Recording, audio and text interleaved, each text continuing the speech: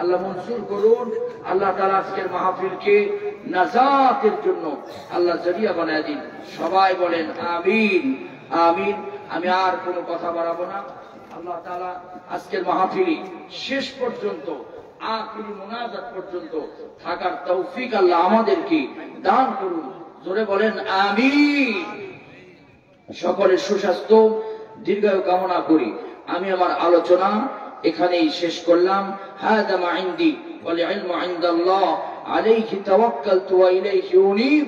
আসসালামু আলাইকুম ওয়া রাহমাতুল্লাহি ওয়া বারাকাতুহু।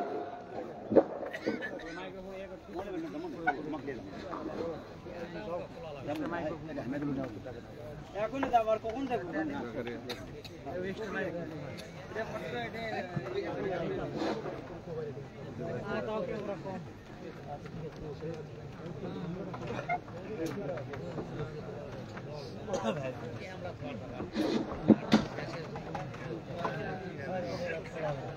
আলহামদুলিল্লাহ আমাদের মাঝে উপস্থিত হয়েছে আজকের এই মাহফিলের মধ্যমণি প্রধান আলোচক মাওলানা মোস্তফা মাহবুবুল আলম। আপনারা যারা এতক্ষণ ধৈর্য ধরে এখানে বসেছিলেন সবাইকে ধন্যবাদ। এখনো যারা বাইরে ঘোরাফেরা করছেন তারা মাহফিলে চলে আসুন। আমাদের এই মুহূর্তে প্রধান আলোচনা করবেন। আর সর্বোপরি ধন্যবাদ জ্ঞাপন করছি আপনাদের, আমার সামনে যারা আছেন, আপনাদের কারণে এই মাহফিল সাফল্যমণ্ডিত হয়েছে। আজকে খুব ভালো লাগছে। কঠিন শীতকে উপেক্ষা করে আপনারা এই মাহফিল শুনতে এসেছেন। আর আমাদের ঝাঞ্ঝারা পিপলই এবং সোনবালকি বাসীদেরকেও অন্তরের অন্তঃস্থল থেকে কৃতজ্ঞতা জ্ঞাপন করছি এবং ধন্যবাদ জানাচ্ছি। এই মাহফিলের পেছনে তারা অক্লান্ত পরিশ্রম করেছেন। বিশেষ করে ঝাঞ্ঝারা পিপলই সোনবালকির যুবক ভাইয়েরা, আমার মুরব্বী আঙ্কেলেরা অনেক পরিশ্রম করেছেন এই মাহফিল সাফল্যমণ্ডিত করার জন্য। তাদেরকে অশেষ ধন্যবাদ। সেই সাথে ধন্যবাদ জ্ঞাপন করছি আমাদের অনেক প্রবাসী ভাইরা আছেন, তারা আমাদের মাহফিলের জন্য অনেক সাহায্য সহযোগিতা করেছেন, দোয়া করেছেন। আমরা এলাকাবাসী, গ্রামবাসী, পার্শ্ববর্তী এলাকায় সবাইকে ধন্যবাদ জানিয়ে আমার সংক্ষিপ্ত বক্তব্য শেষ করছি। এবং এই মধ্যে আলোচনা করবেন আমাদের মাহফিলের প্রধান বক্তা জনাব মাওলানা মোস্তফা মাহবুবুল আলম। নারায়ে তাকবীর, নারায়ে তাকবীর। আল কোরআনের আলো, সংসদে জালো, নারায়ে তাকবীর। ধন্যবাদ।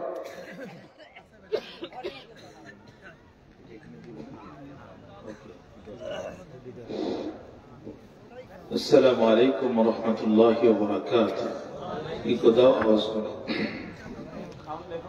نحمده ونستعينه ونستغفره ونؤمن به ونتوكل عليه ونعوذ بالله من شرور أنفسنا ومن سيئات أعمالنا. من يهد الله فلا مضل له ومن يضلله فلا هادي له. ونشهد أن لا إله إلا الله وحده لا شريك له.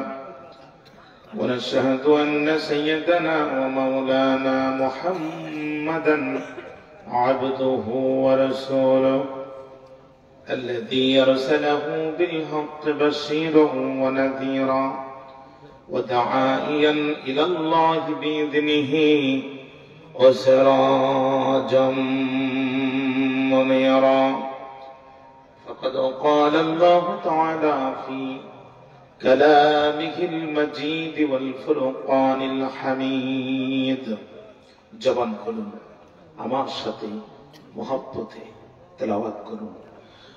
أعوذ بالله من الشيطان الرجيم. بسم الله الرحمن الرحيم. أم حسبت أن أصحاب الكهف والرقيم كانوا من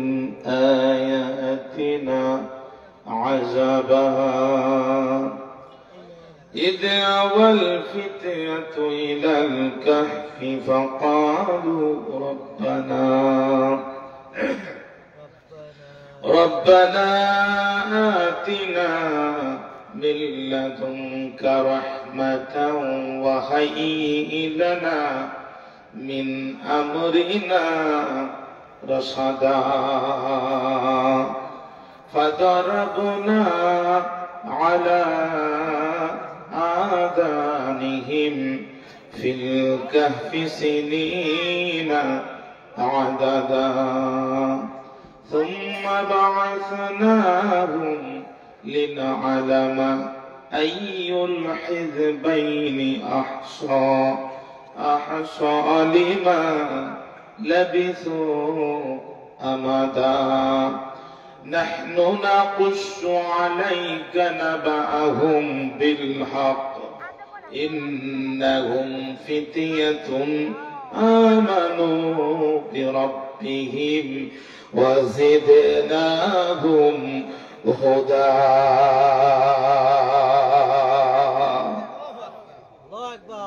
قال رسول الله صلى الله عليه وسلم من حفظ 10 آيات من أول سورة الكهف عصم من الدجال أو كما قال عليه الصلاة والسلام اقرأ فلان فإنها سكينة تنزلت عند القرآن أو تنزلت للقرآن رواه البخاري أو كما قال عليه الصلاة والسلام কুজা ফেরাউন কুজা নমরুদ কুজা কারুন শুধু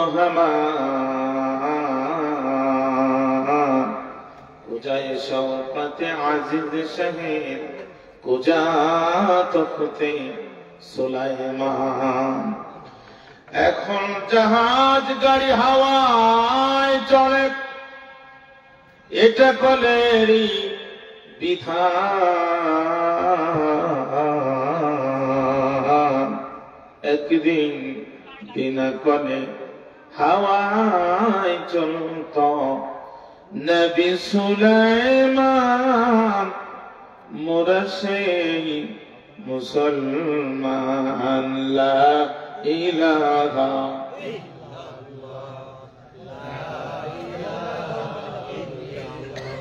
আপনাদের কষ্ট হচ্ছে? মাহফিল শুনতে শুনতে আপনারা বড় ক্লান্ত। এই অঞ্চলে তো এর আগে বহুবার এসেছে, আমি 14 বছর ধরে আসি আপনাদের এদিকে, কিন্তু এই সরকারের সাথে মনে হয় শ্রোতম সরকার সাথে নিয়ে গেছে। মাহফিলের উপস্থিতি দেখে মনে হচ্ছে হাসিনা আপনাদের সাথে নিয়ে গেছে। জুলুম জালেম চলে যাওয়ার পরে শুকরিয়াটা বেশি করে আদায় করা দরকার, ঠিক না? লাইন শাকারতুম লাযীদান্নাকুম। আল্লাহ বলছে আমার নিয়ামত পাওয়ার পরে শুকরিয়া করবা, আমি আল্লাহ নিজেই তোমাদের নিয়ামতকে আরো বাড়ায় দিব। শুকরি করবা, মনে রাখবা ইন্না আযাবি লাশাদীদ।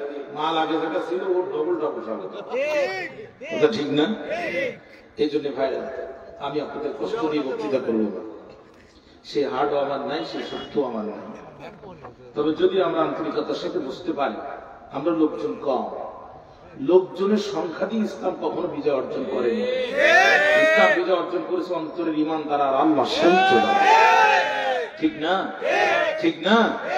অর্থাৎ আমরা যদিও লোকজন কম, কিন্তু যদি ইমানের পরে বলিয়ান হতে পারে, বিশ্বাস করেন হতে পারে আজ এই আলোচনা জীবনের সেরা আলোচনা, ঠিক না?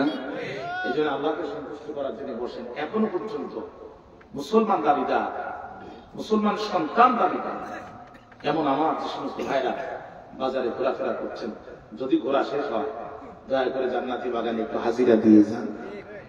অন্তত বাড়ি দিয়ে বউরে বলতে পারবেন না মাহফিলে দিছিলাম, ঠিক না? আসেন, আল্লাহ আমাদেরকে কবুল করুন। আপনারা একটু প্রাণ করে জিকির করেন লা ইলাহা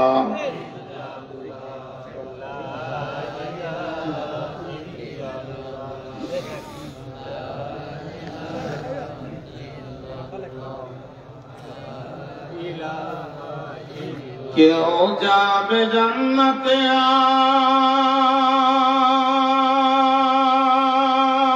আর কেহ বা যাবে জাহান্নামে।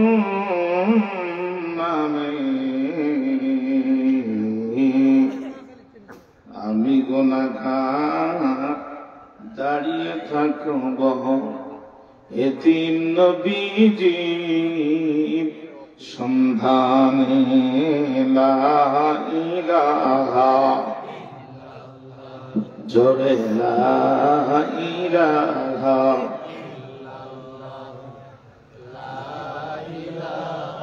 লা ইলাহা ইল্লাল্লাহু মুহাম্মাদুর রাসূলুল্লাহ সাল্লাল্লাহু ঐতিহ্যবাহী সানভালকে নাকি উচ্চারণ ঠিক আছে সনভালকে ঝানজিয়ারা ও পিপলি এত কঠিন না আমি তো মায়ানমারে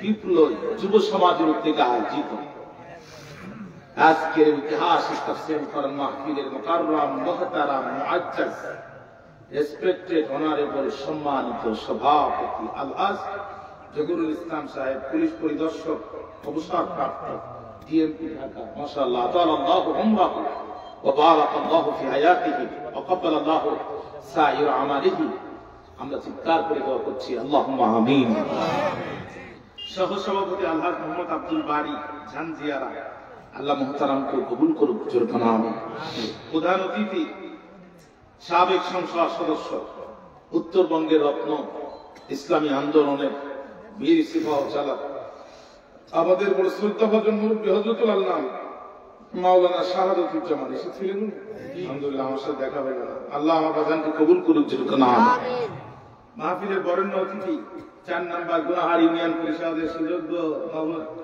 জনগণ ভোটে নির্বাচিত চেয়ারম্যান জনাব নূর মোহাম্মদ আবু তাহের এটা কি দুপচাচিয়া থানা না আমার নূর মোহাম্মদ ভাই তো দুটো বগুড়াই ছিলেন উত্তরবঙ্গের রত্ন আল্লাহ কবুল করুক জোরখানা বিশেষ মেহমান জনাব জামুল ইসলাম কেন্দ্রীয় কার্যকর পরিষদ সদস্য সভাপতি ইসলামী ছাত্র শিবির বগুড়া শহর শাখা ভাই এই নামগুলো যদি 4 মাস আগে পোস্টারে থাকতো মাহফিল তো দূরের কথা র্যাব পুলিশি এলাকার প্রত্যেকটা বাড়ি ছাত্রী বাড়ি নিয়ে যেত ঠিক না আল্লাহ কি স্বাধীনতা আমাদেরকে দিল তো আপনাদেরকে নিয়ে খুব টেনশনে ছিলাম আপনারা যে আন্দোলন দেখাইছেন আল্লাহ আল্লাহ আপনাদের বড় রহম করুক জোরখানা আমিন আমার তো পোস্টার দেখে মনে হচ্ছে যে আমি ঘুমিয়ে আছি স্বপ্ন দেখতেছি যে নামগুলো এখানে দেখতেছি এই মুখগুলো আমরা দীর্ঘদিন ধরে দেখিনি আল্লাহ এই মুখগুলোকে কবুল করো আরো জোরে বলেন আলোচনা রেখেছেন আপনাদের কৃতি সন্তান এলাকার রত্ন বাংলাদেশের বক্তৃতা আকাশ উদিত এক নবনক্ষত্র আলহাজ মাওলানা মাকসুদ আল মাসউদ আজমি খতিব চানপাড়া কেন্দ্রীয় সেন্ট্রাল মসজিদ চানপাড়া কেন্দ্রীয় শাহী জামে মসজিদ উত্তরা قبل الله صوته للقرآن العظيم আল্লাহ তারই সুনিষ্ট কণ্ঠকে কোরআন সুন্নাহর খেদমতে কবুল করুন বক্তৃতা পেশ করেছেন হযরতুল আল্লাহ মাওলানা বুলবুল আহমেদ বাশার হযরতুল আল্লাহ মাওলানা বুলবুল আহমেদ বাশার অত্যন্ত ভালো আলোচনা করেন খুবই মার্জিত মানুষ কণ্ঠ সুন্দর চেহারা সুন্দর আমরা আমাদের ভাইদের জন্য দোয়া করি কোরআনের জমিনে আল্লাহ তাকে জায়গা করে দিন বিশেষ আলোচক মাওলানা মুশফিকুল ইসলাম মুরসালিন সহ যত ভাই আমার আলোচনা করেছেন প্রত্যেকের জবানে তাকরীরকে আমাদের আমল করার তৌফিক দান করুন দূর দারাজ থেকে যারা এসে এই ঠান্ডায় ধূলির আসনে বসে আছেন আমার মাথার তাজ আমার পরম শ্রদ্ধাভাজন তাওহীদি জনতার একাংশ সম্মানিত মুরব্বিয়ান কিরাম মুসলিম মুজাহিদ যুবক ভাইরা সমবয়সী বন্ধুরা স্নেহের কচিকাচা অনুচেরা আলোচনার শুরুতেই পর্দার আড়ালে মা এবং ভগ্নীরা আলোচনার শুরুতেই অন্তরের গহীন কন্দর থেকে আপনাদের উদ্দেশ্যে জ্ঞাপন করছি আন্তরিক মুবারক ইসলামী রীতিনীতি অনুযায়ী আসসালামু আলাইকুম ওয়া রাহমাতুল্লাহি ওয়া বারাকাতুহু হৃদয়ের সব ভাব আবেগ প্রেম আর ভালোবাসা কণ্ঠের আগে উদিত করে আবেগ আর অনুপ্রাণিত কণ্ঠে অবনত মস্তকে প্রশান্ত চিত্তে কালিমাতুর শুকর আদায় করছি ওই মহান মাবুদের দরবারে যে রব্বুল আলামিন কোরআনের তাফসীর শোনার জন্য আপনাকে আমাকে আগে ভাগে আসার সুযোগ দিয়েছেন। এই জন্য আপনারা খুশি না বেজার? বিশ্বনবীর ওয়াদা কথা অনুযায়ী এটা এখন জান্নাতের বাগান। এই মুহূর্তে যদি কারোর মৃত্যু হয়, নিঃসন্দেহে তার মৃত্যু জান্নাতি মৃত্যু, এই ব্যাপারে কোনো সন্দেহ নেই। যতক্ষণ বসে থাকবো জীবনের আমলনামা থেকে গোনাগুলো গাছের পাতার মতো ঝরে ঝরে পড়ে যাবে। আরো জোরে বলেন। ভাইরা, আমি একদম ভূমিকায় সময় নষ্ট করতে চাই না। আমরা একটু আল্লাহর দরবারে আবারও কালিমাতুশ শুকর আদায় করছি, বলছি আলহামদুলিল্লাহ। রাসূলুল্লাহর দরবারে রাসূলুল্লাহর প্রতি আমরা দুরূদ আর সালাম পেশ করছি। সকলে বলছি সাল্লাল্লাহু আলাইহি ওয়াসাল্লাম। তেলাওয়াত করেছি কোরআনুল কারীমের 18 নম্বর সূরা, 15 নম্বর পারা, সূরাতুল কাহাফ। কাহাফ শব্দের অর্থ হচ্ছে গারুন ফিল জাবাল, পাহাড়ের গুহা। আরবিতে গার শব্দের অর্থ হচ্ছে গুহা, কাহাফ শব্দের অর্থ হচ্ছে গুহা। প্রশ্ন হচ্ছে দুই গুহার ভিতরে পার্থক্য কি? জবাব দিচ্ছেন মুহাম্মদ আলী আস-সাবুনী রাহিমাহুল্লাহ। তার তাফসীরের নাম হচ্ছে তাফসীরে সাফাতুত তাফাসির। তিনি বলেন ফাআম্মাল কাহফু আন নাহবুল মুত্তাসির ইযা লাম ইয়াত্তাসি ফাহুয়া গাহাব। কাহাফ ওই গুহাকে বলা হয় যে গুহা প্রশস্ত, যার ভিতরে হাঁটা যায়, চলা যায়, ঘুমানো যায়। আর গার ওই গুহাকে বলা হয় যেটা সংকীর্ণ। আল্লাহ রাসূল মক্কা থেকে মদিনায় হিজরতের সময় যে গুহার ভিতরে আশ্রয় নিয়েছিলেন এটাকে গারে সুর। আল্লাহ বলছে ইযহুমা ফিল গার, তার মানে এটা কাহাফ নয়, এটা ছোট সংকীর্ণ।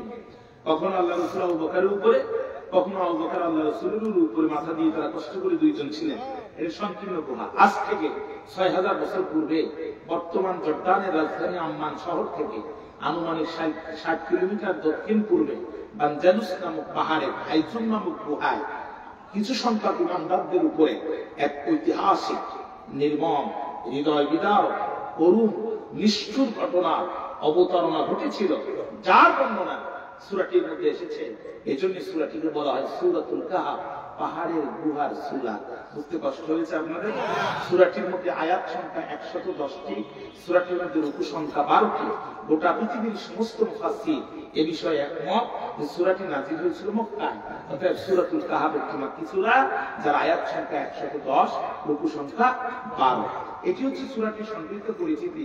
আর একটি কথা আমি এখানে বলে রাখি, সেটা হলো পবিত্র কোরআনের ৫টি সূরা বুদিয়াত বিহামদুলিল্লাহ, যেটা শুরু হয়েছে আলহামদুলিল্লাহ শব্দ দিয়ে। ১ নম্বর সূরাতুল ফাতিহা, ২ নম্বর সূরাতুল আনআম, ৩ নম্বর সূরাতুল কাহাফ, ৪ নম্বর সূরাতুল ফাতির, ৫ নম্বর সূরাতুস সাবা। এই ৫টি সূরা বুদিয়াত বিহামদুলিল্লাহ, আলহামদুলিল্লাহ শব্দ দিয়ে আল্লাহ তাআলা শুরু করেছেন। এটি হচ্ছে সূরাটির সংক্ষিপ্ত পরিচিতি। আমার বক্তৃতার দ্বিতীয় পয়েন্ট হচ্ছে আল মুনাসাবাতু বাইনাস সূরাতাইন, দুই সূরার মধ্যকার সম্পর্ক। মানে তেলাওয়াত কিন্তু সূরার সাথে পূর্ববর্তী সূরার কি সম্পর্ক, এটা তাফসীরের অত্যন্ত গুরুত্বপূর্ণ হয়। রাজনৈতিক বক্তব্য আমরা বিগত ১৪ বছর বহুত দিছি। আমিও বক্তা হয়েছি আর আওয়ামী লীগও ক্ষমতায় এসেছে। কথা বুঝতে পেরেছেন? আমারও বক্তৃতার মোটামুটি যৌবনকাল আওয়ামী লীগের পুরো ক্ষমতায়, কিন্তু কাজগুলি বস করতে পারি। রাজনৈতিক বক্তব্য আমরা প্রদর্শন দিয়েছি, আপনারাও শুনেছেন। এই কথাবার্তা এখন বলতে চাই না, এখন সরাসরি কোরআন থেকে আপনাদের সামনে তাফসীর করতে চাই। কাজে আসেন না ইনশাআল্লাহ? এগুলো বললে আপনার মানুষ বিরক্ত হয়, আর এইগুলো আমরা বলে অযথা সময় নষ্ট করতে চাই না। এখন সময় এসেছে আমরা একটু কোরআন থেকে মধু নিতে চাই। কাজে আসেন না ইনশাআল্লাহ? আল্লাহ তাআলা কবুল করুক। যেরকম আমিন। ভাইরা, আমরা যে সূরা তেলাওয়াত করি সেটা হচ্ছে সূরাতুল কাহাফ।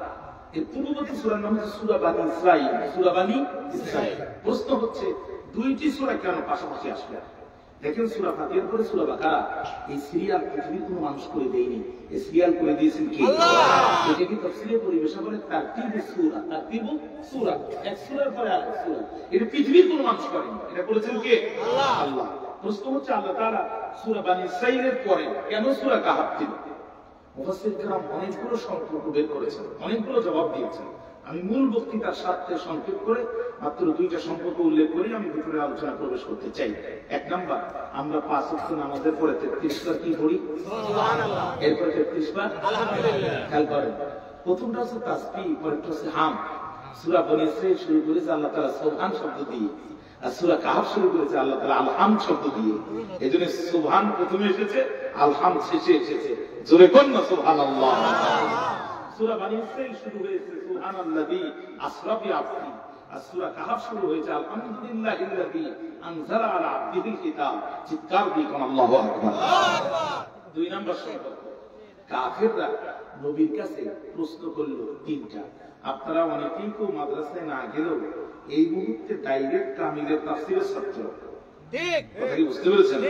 আপনাদের মর্যাদা হচ্ছে এখন তাফসীরের ছাত্র হিসাবে, আল্লাহ পাক কবুল করেছেন আলহামদুলিল্লাহ। এজন্য সবাই একটু মনোযোগ দেন, খুব মনোযোগ। ঘুম আসবে এটা স্বাভাবিক, কারণ কোরআন আলোচনা হচ্ছে, রহমতের সাকিনা নাজিল হচ্ছে। আমি একটু পরে হাদিস বলবো, রহমতের সাকিনা নাজিল হচ্ছে। তাই বলে কি বালিশ নিয়ে ঘুম পড়া লাগবে? হ্যাঁ, জুমার নামাজ দেখেন না যে ডবল অ্যান্টিবায়োটিক কেউ ঘুমাতে পারে না। হ্যাঁ, মাথা ফিরে করার জন্য ফ্রেনজিট খায়, রাত্রে ঘুমানোর জন্য আবার একটা ট্যাবলেট খায়, রিবুটিন 05 খায়, এরপরও ঘুম আসে না। একই লোক জুমার নামাজে খুতবায় ক্লিয়ার গায়ে এলান দিয়ে নাকটা এমন কায়দায় ডাকায়, একটু আগে তো আলু ঘাটি দিয়েছি, এমন কায়দায় নাক ডাকায়, শুধু মনে মনে করে খোদা শুধু যদি একটা বালিশ পাতাম 3 দিন আর উঠতাম না, ঠিক না? কারণ কি? রহমতের সাকিনা নাজিল করেন আল্লাহ তাআলা, জোরে কন্যা সুবহানাল্লাহ। এই জন্য ঘুম আসবে, তাই বলে কি ঘুমাতে হবে? একবার আওয়াজ দেন তো আল্লাহু আকবার। ঠিক আছে, চলেন সামনে। কাফেররা নবীর কাছে প্রশ্ন করেছিল 3টা, একটু জোরে বলেন কয়টা? 3টা। 1 নাম্বার, খেয়াল করেন, রূহ কি এবং তার তাৎপর্য কি। 2 নাম্বার, সেই বিস্ময়কার এবং বিস্ময়কার যুবক কারা, যাদের ঘটনা অত্যন্ত বিস্ময়কার। 3 নাম্বার প্রশ্ন, সেই মহান ব্যক্তি কে যে মিনাল মাশরিকি ইলাল মাগরিব, পৃথিবীর পূর্ব থেকে পশ্চিম পর্যন্ত পরিভ্রমণ করেছেন, সফর করেছেন, এবং তার ঘটনা কি। এই 3টা প্রশ্ন। প্রথম প্রশ্নের জবাব ইয়াসআলুনাকা আনির রূহ, এই প্রশ্নের জবাব দিয়েছেন আল্লাহ তাআলা সূরা বনী ইসরাঈলের ভিতরে। বাকি 2 প্রশ্নের জবাব দিয়েছেন আল্লাহ তাআলা সূরাতুল কাহফের মধ্যে, যার কারণে 2টা সূরা পাশাপাশি এসেছে, জোরে বলেন সুবহানাল্লাহ। 3 নাম্বার পয়েন্ট হচ্ছে ফাদিলাতু হাযিহিস সূরা, এই সূরা যে আমরা তেলাওয়াত করব আমাদের বেনিফিট কি, লাভ কি হবে। আখিরি জামানার নবীর উম্মতের জন্য সবচাইতে বড় ফিতনা হচ্ছে দাজ্জালের ফিতনা। হাদিসে রাসূল বলেছেন দাজ্জাল লোকটি খাটো হবে, একটি চোখ তার অন্ধ হবে, একটি চোখ তার কানা হবে, লোকটি ডান হাতে জান্নাত দেখাবে, বাম হাতে জাহান্নাম দেখাবে। পৃথিবীর সমস্ত শিল্পী গান গায়, নাক 1 নাক 2 স্কেলে।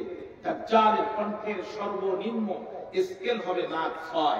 দাজ্জাল নাক 6 দিয়ে অপূর্ব কণ্ঠে যখন গানের টান দিবে, এক একটা গানের টানে লক্ষ লক্ষ দুর্বল ইমানদার মানুষেরা বেঈমান হয়ে যাবে। গর্ভবতী নারীরা সন্তান করেনি, সন্তান পেটে নিয়ে দাজ্জালের কণ্ঠে পাগল করার মতো দৌড়াতে থাকবে, সন্তান ডেলিভারি করে ফেলবে, তারা ঠিক পাবে না।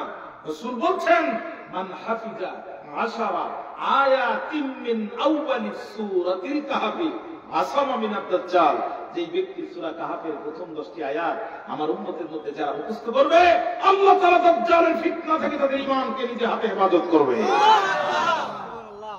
রাজি আছি ইনশাআল্লাহ। যারা পড়তে পারি না কারোর কাছ থেকে শুনে শুনে হলো সূরা কাহফের প্রথম 10টি আয়াত আমরা মুখস্থ করব ইনশাআল্লাহ। চলেন 2 নম্বর হাদিস, রাসূলের একজন সাহাবী, এটাও বুখারীর হাদিস। রাসূলের একজন সাহাবী নাম তার উসাইদ ইবনে হুযাইর, তিনি ঘরের মধ্যে সূরা কাহফ তেলাওয়াত করতেছিলেন, যখন জন্তু জানোয়ার দুম্বা ছাগলগুলো ছুটাছুটি করতেছে। উসাইদ ঘর থেকে বাইরে আসার পরে আকাশের দিকে লক্ষ্য করে দেখলেন এক খণ্ড হিমেল ঠান্ডা মেঘ টোটাল বাড়িটিকে ছায়া দিয়ে আছে। নবীজির সাহাবী উসাইদ বড় ভয় পেয়ে গেলেন। একদিকে হিমেল ঠান্ডা মেঘ ঘরের উপরে, আর একদিকে জন্তু জানোয়ারগুলো ছোটাছুটি করে। দৌড় দিয়ে আল্লাহ রাসূলের দরবারে হাজির হলেন, ইয়া রাসূলুল্লাহ, আমি সূরা কাহফ তেলাওয়াত করলাম, যখন আমার ঘরে জন্তু জানোয়ারগুলো ছটফট করতেছে, তখন বাইরে আসার পরে আকাশের দিকে লক্ষ্য করে তাকালাম, যখন এক খণ্ড হিমেল মেঘ আমার টোটাল বাড়িটিকে ছায়া দিয়ে আছে, তখন ইয়া রাসূলুল্লাহ আমি ভয় পেয়ে গেলাম। আল্লাহর নবী ডাক দিয়ে বলেন, উসাইদ ইকরা ফুলান ফাইন্নাহা সাকিনাতুন তানাজ্জালাত ইনদাল কুরআন আও তানাজ্জালাতিল কুরআন। উসাইদ ভয় পেও না, এটা রহমতের সাকিনা। সূরা কাহফ তেলাওয়াত করার বরকতে আল্লাহ রাব্বুল আলামিন রহমতের সাকিনা দিয়ে তোমার ঘরের উপরে রহমত নাজিল করেছে। আরেকটি হাদিস বলি, রাসূল বলেছেন, যেই ব্যক্তি জুমার দিন সূরা কাহফ তেলাওয়াত করবে, কিয়ামতের কঠিন অন্ধকারে সূরা কাহফ নূর হয়ে তাকে রাস্তা দেখাবে। সুবহানাল্লাহ। তাহলে মোটামুটি আমি 3টা হাদিস আপনাদেরকে শোনালাম। এখন একটা গুরুত্বপূর্ণ পয়েন্টে যে ভিতরে ঢুকবো, সেটা হচ্ছে আসবাবে নুজুল, শানে নুজুল। কোন ঘটনার প্রেক্ষাপটে সূরাটি নাযিল হলো? কোরআন বন্ধ করার জন্য মক্কার কাফেররা 2 জন বুদ্ধিজীবীকে পাঠালো মদিনার ইহুদিদের কাছে। একজনের নাম নজর ইবনে হারিস, আর একজনের নাম উকবা ইবনে আবি মুঈত। 2 জনকে পাঠালো। তারা যে বলছে আমাদেরকে পরামর্শ দাও। ইহুদিরা বলছে কেন? বলছে আমাদের কোরআন বন্ধ করতে হবে। ইহুদিরা বলছে তামাম পৃথিবীর ইহুদি মিলে তাবিজ কেউ যদি বলে ঝুলে রাখো, সে যদি আল্লাহ নবী হয় কোনো লাভ হবে না। কি করতে হবে? তার কাছে 3টা প্রশ্ন করো। চিৎকার দিয়ে বলেন প্রশ্ন কয়টা? কে কথা বলে? বাইরে কে কথা বলে? মাইকের সমস্যা। মাইকের সমস্যা আপনারা শুনতেছেন না? মাইকে তো সমস্যা কোথায়? আমার তো কথা বলতে কষ্ট হচ্ছে না। ঠিক করো, ঠিক করো, কথা বলো না, ঠিক করো।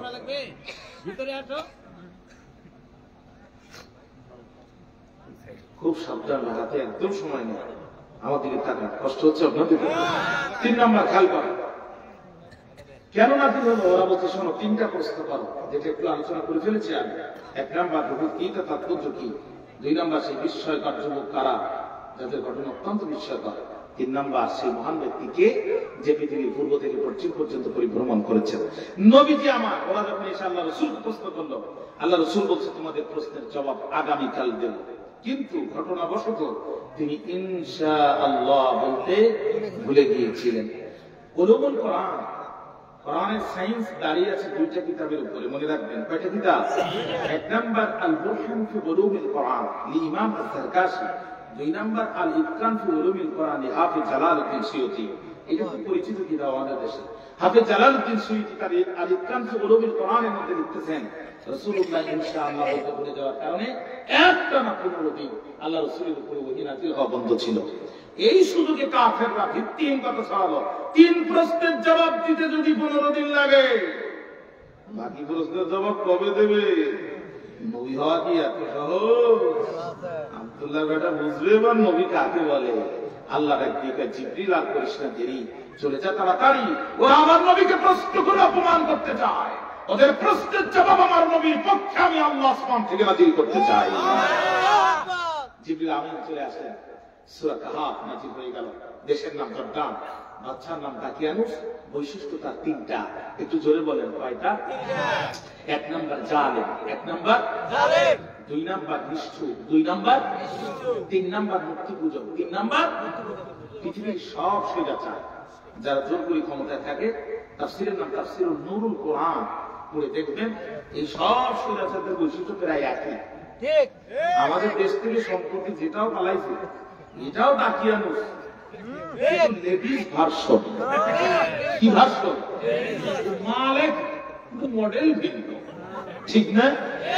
কত বড় জালেম হলে পরে ফেরাউন ছোট্ট ছোট্ট মাসুম বাচ্চাকে মুসা মনে করে হত্যা করার নির্দেশ দিতে পারে।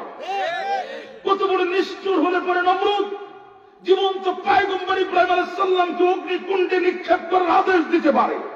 কি জাতের জালেম হলে পরে স্বৈরাচার নিজের দেশের মানুষের কাছে টাকা দিয়ে কেনা বন্দুক আর বিমান ব্যবহার করে উপরে উঠে গুলি করে ছোট মাসুম বাচ্চা পর্যন্ত ক্ষমতার জন্য হত্যা করতে পারে।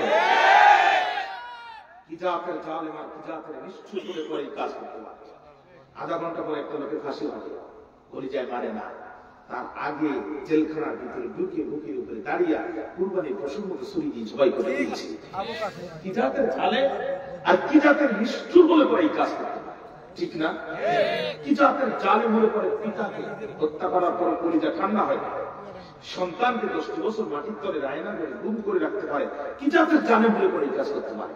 কি জাতের জালেম হলে পরে আপনার ফাহাদের মতো মেধাবী ছাত্র বুয়েটে সারা রাত ধরে পিটিয়েছে। এক পর্যায়ে সে বলছে, I am very close to death, আমি মৃত্যুর খুব কাছাকাছি, please give me glass of water, আমাকে এক গ্লাস পানি দাও।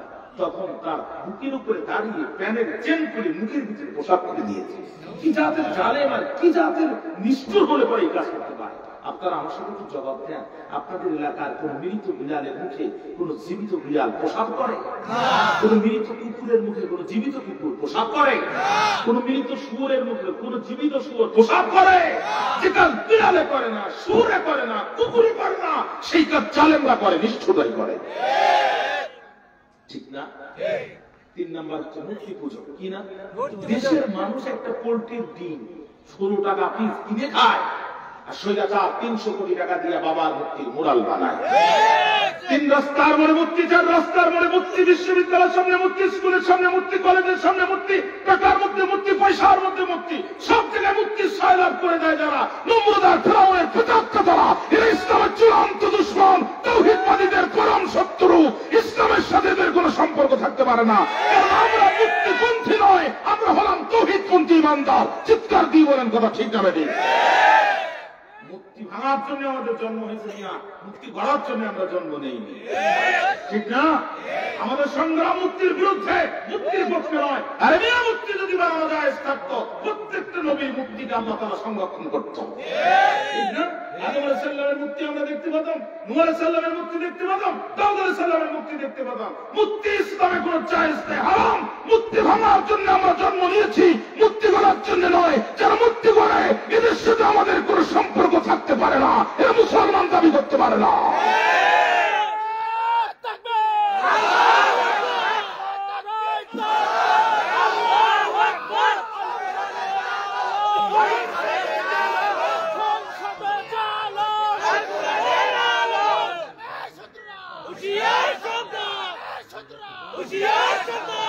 তার মানে আমার এই কয় ভাই শুধু মুক্তির বিরুদ্ধে, আপনারা সবাই মুক্তির পক্ষে। আপনারা কিন্তু জবাব দেন না। আপনারা কি মুক্তির পক্ষে না বিপক্ষে? ইসলাম মুক্তির বিরুদ্ধে, কোরআন মুক্তির বিরুদ্ধে, হাদিস মুক্তির বিরুদ্ধে, নবীজি মুহাম্মদ সাল্লাল্লাহু আলাইহি ওয়াসাল্লাম মুক্তির বিরুদ্ধে। এই জন্য আমি মুক্তির বিরুদ্ধে বক্তব্য দিব। এটাকে আপনি রাজনীতি মনে করেন, এটাই রাজনীতি, আমার কাছে যায়ও না, আসেও না। পরিষ্কার কথা, মুক্তি যারা তৈরি করে এদের সাথে আমাদের কোন সম্পর্ক থাকতে পারে না, কারণ আমরা মুক্তিবাদী নই, আমরা তাওহীদবাদী। আমরা এক আল্লাহ বিশ্বাস করি। ঠিক না? ঠিক না? দাকিয়ানুস গোটা দেশে রেড অ্যালার্ট জারি করলো, ডিক্রি জারি করলো, রুল জারি করলো, মার্শাল ল দিয়ে দিল। কি সেইটা? আমার দেশে থাকবে যারা মূর্তি পূজা করবে, তারা আমার দেশে থাকতে হলে মূর্তি পূজা করতে হবে। মূর্তি পূজা করবে না যারা, 2 ভাগে ভাগ হবে তারা। 1 ভাগ যাবে ক্লাস ফায়ারে, আর 1 ভাগ যাবে আয়না ঘরে। এই আইন জারি করলে যখন সারা দেশের লোক মেনে নিল, তখন মানল না যারা 7 জন যুবকের একটা গ্রুপ, তারা বলল জীবন দেবো, ইমান দেবো না। যেই মুক্তির মুখে কুত্তা প্রসাব করে, ও কোনদিন আমাদের রব হতে পারে না। ঠিক না? সুতরাং জীবন দেবো, ইমান দেবো না। জীবন গেলে জীবন পাবো, ইমান গেলে ইমান পাবো না। অর্থাৎ জীবনের চেয়ে ইমানের চেয়ে জীবনের দাম বেশি নয়, বরং জীবনের চেয়ে ইমানের দাম বেশি। এই জন্য জীবন বাঁচানো ফরজ নয়, বরং ইমানের জন্য জীবন কুরবানি করা ফরজ। 7 জন যুবক এক জায়গায় গেল। এই জন্য যাদের যৌবন আছে, আমার ভাইরা, ইসলামের জন্য এখন ঝাঁপিয়ে পড়ার উপযুক্ত সময় হচ্ছে আপনাদের। আপনারাই পারেন এই জাতিকে মুক্ত করতে, অভিশপ্ত জাতিকে মুক্ত করতে আপনারাই পারেন।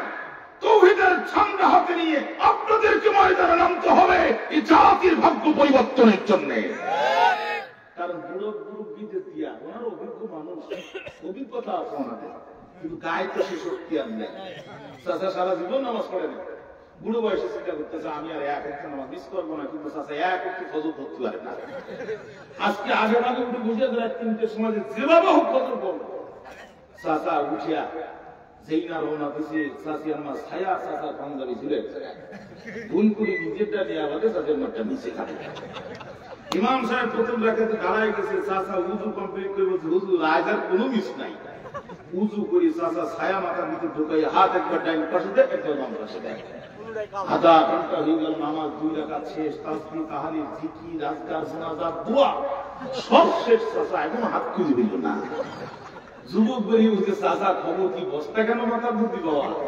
বুঝে দেখো তো পাঞ্জাবি রাত্রি বললাম, এখন হাত খুঁজে পাচ্ছি। বুঝে চাচা এই যে চাষি আম্মারটা, বুঝি এই জন্যই বাবা হাত খুঁজে পাওয়া যাচ্ছে না। যুবক বয়সে ইসলামের পথে আসতে হবে, বুড়ো বয়সে পাঞ্জাবি হাতা খুঁজে পাওয়া যাবে না, ঠিক না? 7 জন যুবক, মনোযোগ আছে তো কেউ? 7 জন যুবকের একটা গ্রুপ এক জায়গায় দাঁড়ালো, দাঁড়িয়ে বলছে যে মুক্তির মুখে কুত্তা চান্স পাইলে ঠ্যাঙ্গু করে স্প্রে করে, ওই মুক্তি কোনোদিন আমাদের রব হবে না। কি বলবো তাই বলো। 7 জন যুবক হাতে দিয়ে বলছে জীবন দেব, ইমান দেব না। এইবার আল্লাহ তখন ডাক দিয়ে বলছে, নবী যুবকদের কথা আপনার কাছে ওরা শুনতে চেয়েছে না, আজকে আমরা আলোচনা করছি দ্বিতীয় প্রশ্নের জবাব। কথা কি বুঝতে পেরেছেন? রুহুকি এবং তার পুত্রকে সূরা বনী ইসরাঈলের মধ্যে, ওইটা আমাদের আলোচ্য বিষয় আজকে নয়। আজকে আমাদের আলোচ্য বিষয় হচ্ছে সেই বিস্ময়কর যুবক কারা, তাদের ঘটনা অত্যন্ত বিস্ময়কর। আমরা সেই প্রশ্নের জবাব নিয়ে সামনে আগাবো, রাজি আছেন না ইনশাআল্লাহ?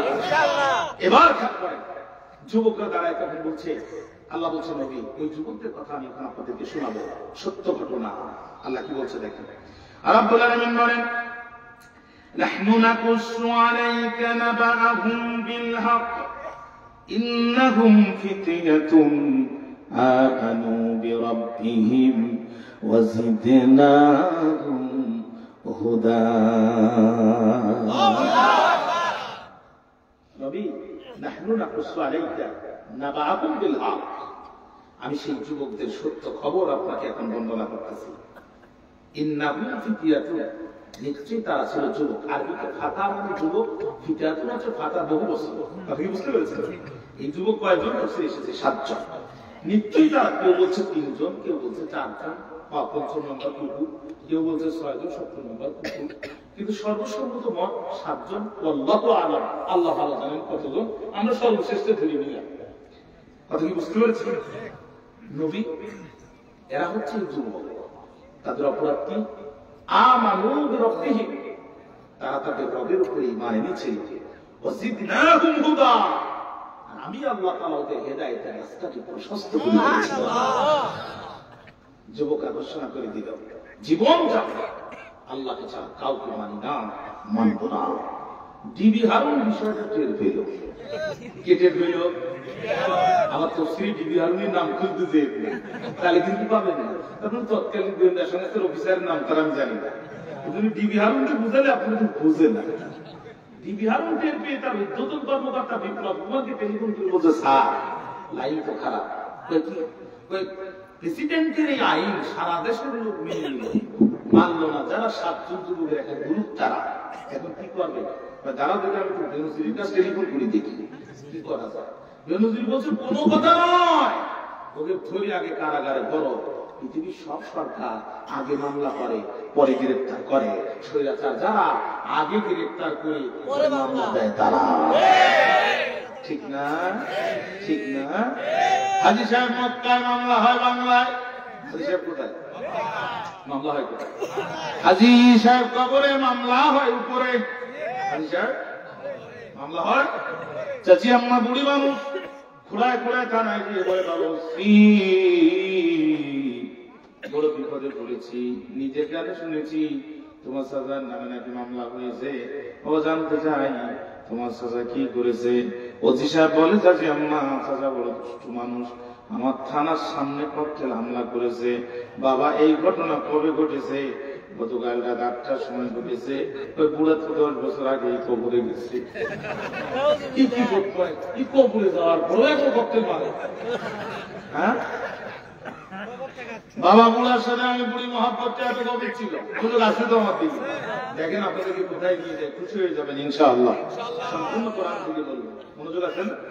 বাবা বুড়ার সাথে আমি বুড়ির মহাব্বতটা এত গভীর ছিল, আমি মেয়েদের বাড়িতে যেতাম যখন, নারায়ে তাকবীর, কিছু সংখ্যক প্রধান শ্রোতার আগমন, প্রধান বক্তা শেষে আসে, প্রধান শ্রোতা শেষে আসে।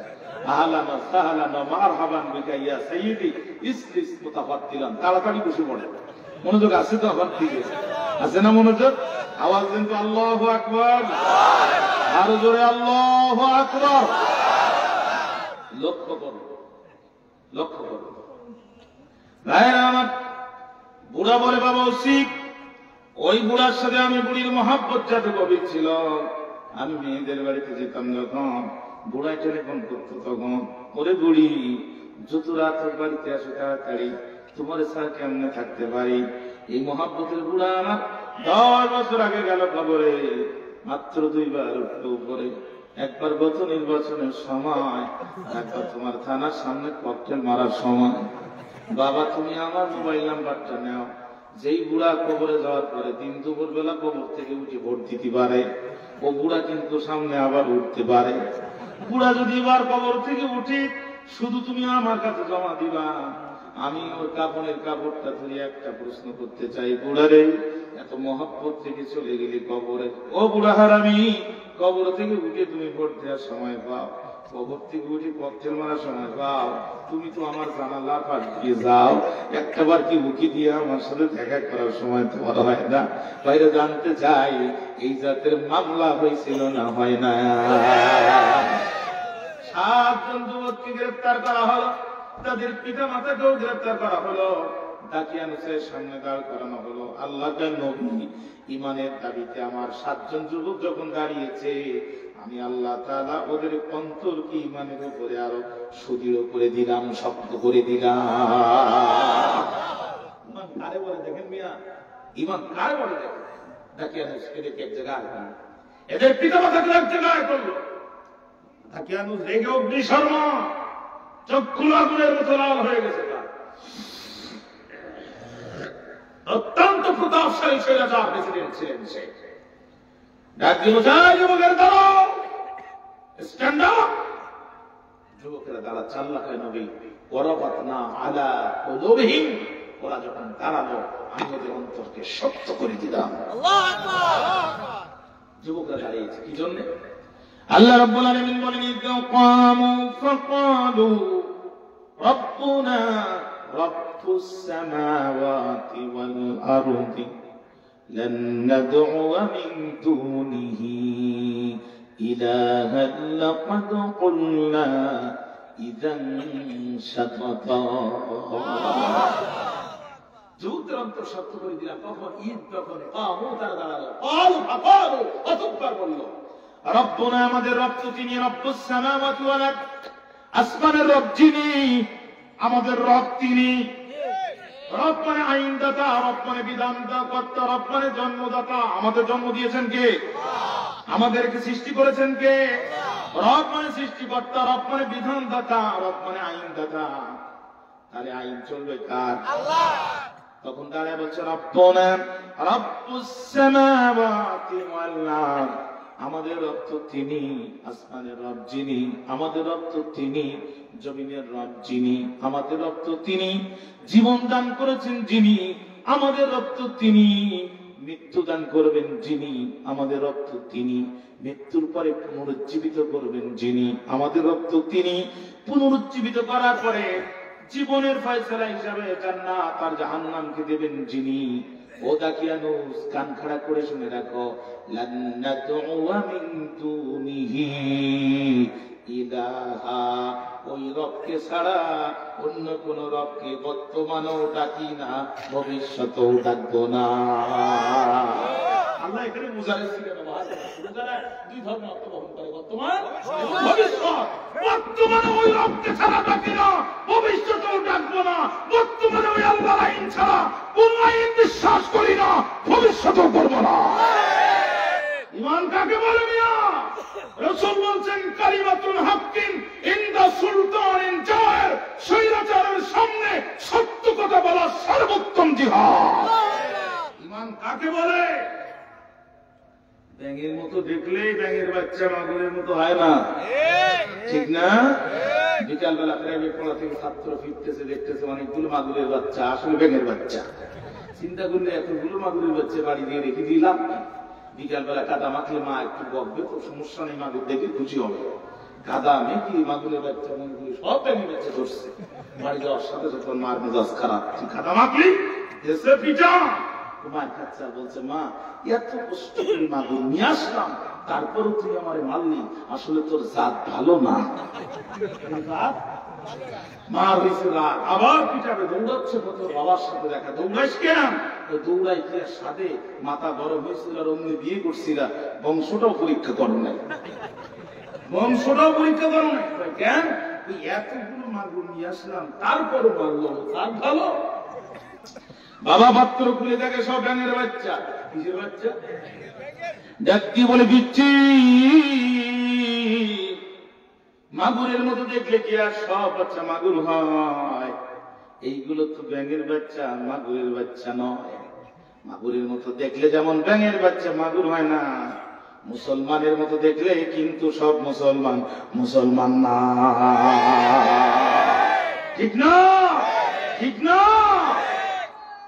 ভাই শোনেন, আপনি আমাকে পছন্দ করেন আর না করেন, আমার সারা জীবনের লেখাপড়া দেশ বিদেশ দিয়ে আমি আপনাকে শুধু এতটুকু দাওয়াত দিতে চাই, বিশ্বাস করেন আল্লাহর কোরআন হাতে নিয়ে বলছি, আল্লাহকে বাদ দিয়া যারা মাছকে সিজদা করে এরা যেমন মুশরিক, আল্লাহকে বাদ দিয়া গাছকে যারা সিজদা করে এরা যেমন মুশরিক, আল্লাহকে বাদ দিয়া গরুকে যারা সিজদা করে এরা যেমন মুশরিক, আল্লাহর আইন বাদ দিয়া মানুষের আইনের পিছনে যারা টাকা পয়সা জীবন যৌবন নষ্ট করে এরা ঠিক তেমনই মুশরিক। বিশ্বাস করেন কোন পার্থক্য নাই, বিশ্বাস করেন কোন পার্থক্য নাই। আমি এই দাওয়াত দিলাম শুধু কিয়ামতের দিন আল্লাহর কাছে আপনাদের হাত থেকে বাঁচার জন্য। প্রকাশ্যে কথা বলে দিলাম, আপনারা পছন্দ করবেন আর না করবেন কোনো কিছু যায় আসে না। আল্লাহর আইন বাদ দিয়া মানুষের পিছনে যারা দৌড়ায় এরা কপাল পোড়া, এদের কোন ইবাদত আল্লাহর কাছে কবুল হবে না। ভাইজান সাবধান হয়ে যান, আপনি আমার শত্রু নই, আমি আপনার শত্রু না, আমি আপনার শত্রু না।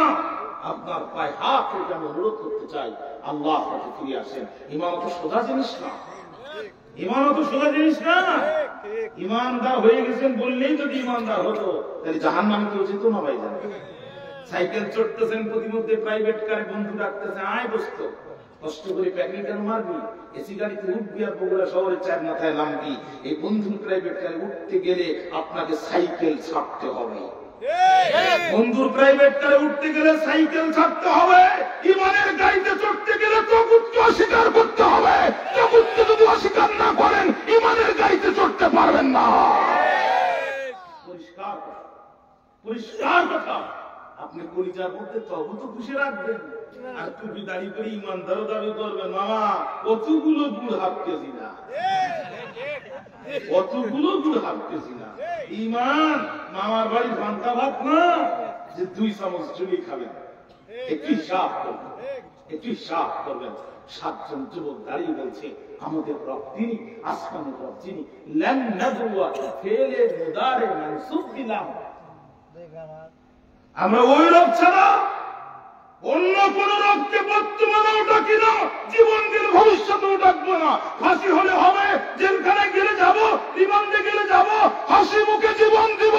আল্লাহর আইন ছাড়া কারোর আইন মানি না, মানব না। ইমান কাকে বলে? ইমান কাকে বলে? শুধু তাই না, নিজেদের ইমানের কথা তো বললো, এবার কি বলছে দেখেন, লাকাদ কুলনা ইযান শাতাতা। শয়তান লাগতেছে মনে সারি দিতে, শয়তান দুইজন লোক কথা বলো না, এটা পিছনে কেন তারা ছোট বাচ্চারা তো পর্দার আলাদা তো মেয়েরও থাকে, পুরুষ মানুষ কেন? আপনারা বিরক্ত হয়ে যাচ্ছেন বাবা? আমার উপরে রাগ আসতেছে? মনোযোগ দেন, আমি আপনাদেরকে কাঙ্ক্ষিত জায়গায় নিয়ে যেতে চাই। কারণ আগামী দিনে যারা ইসলামের পক্ষে থাকবে না এরা 2024-এর শাহাদাতের শহীদ আবু সাঈদ আর মুগ্ধদের রক্তের সাথে বেঈমানি করবে। তারা আগামীর বাংলাদেশ কোরআনের বাংলাদেশ। আমরা কমিউনিজম দেখেছি, সেকুলারিজম দেখেছি, ন্যাশনালিজম দেখেছি, বাবার শাসন দেখেছি, কন্যার শাসন দেখেছি, স্বামীর শাসন দেখেছি, স্ত্রীর শাসন দেখেছি। 1000 বছর পূর্বে হেরা গুহায় নাজিল হওয়া এই কোরআনের শাসন ব্যবস্থার মাধ্যমে আমরা বাংলাদেশে খলিফা ওমরের শাসন দেখতে চাই, আমরা আবু বকরের শাসন দেখতে চাই। একটিবার কোরআনের শাসন দেখার জন্য নিজেদের জীবনের সর্বোচ্চ ত্যাগ আর কোরবানি করতে কারা কারা প্রস্তুত আছেন? 2 হাত তুলে আল্লাহকে দেখায় না।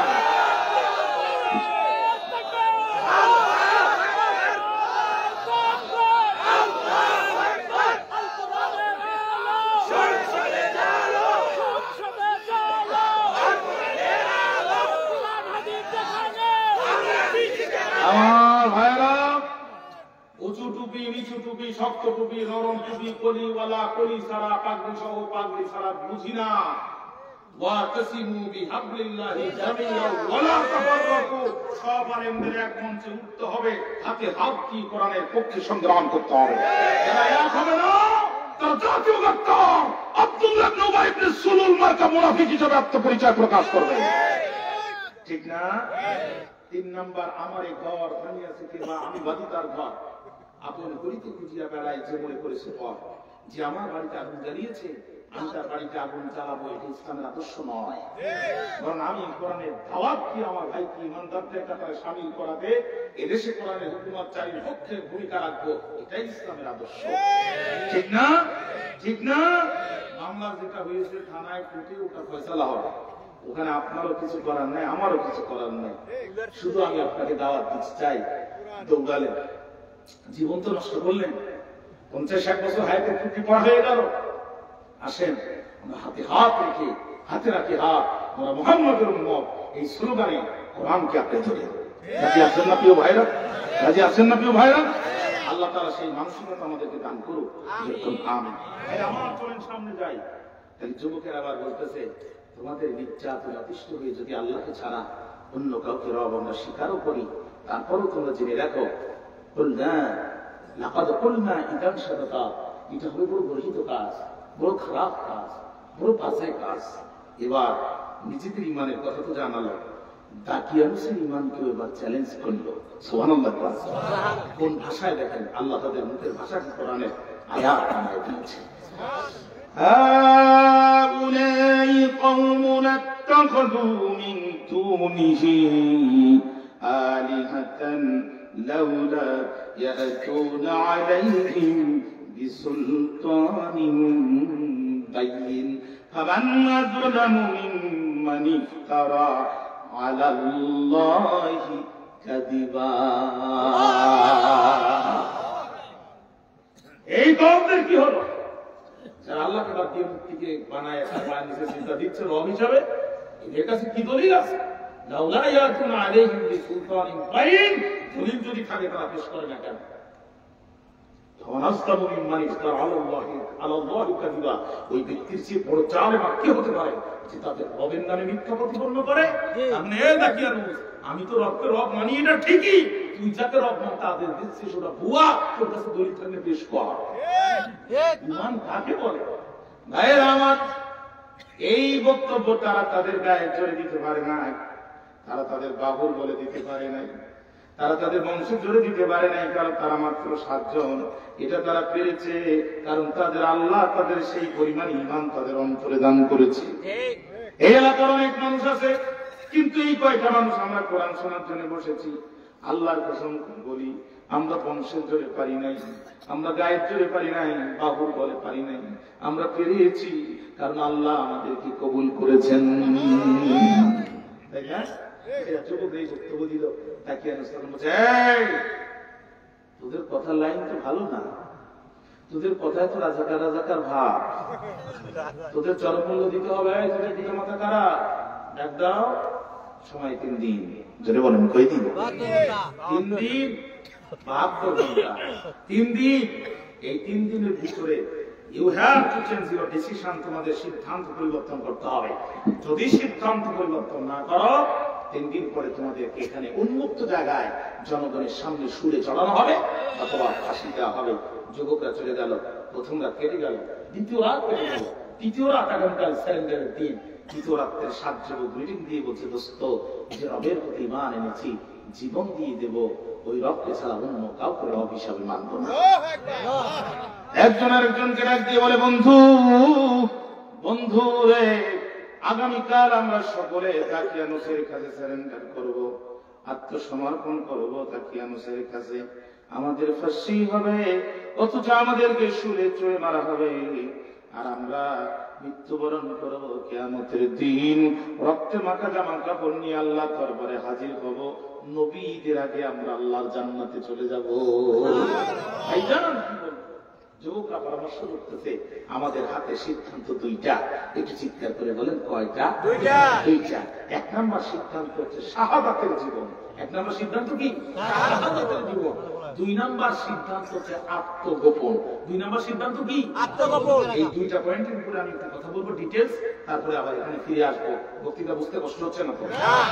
চলেন সামনে যাই।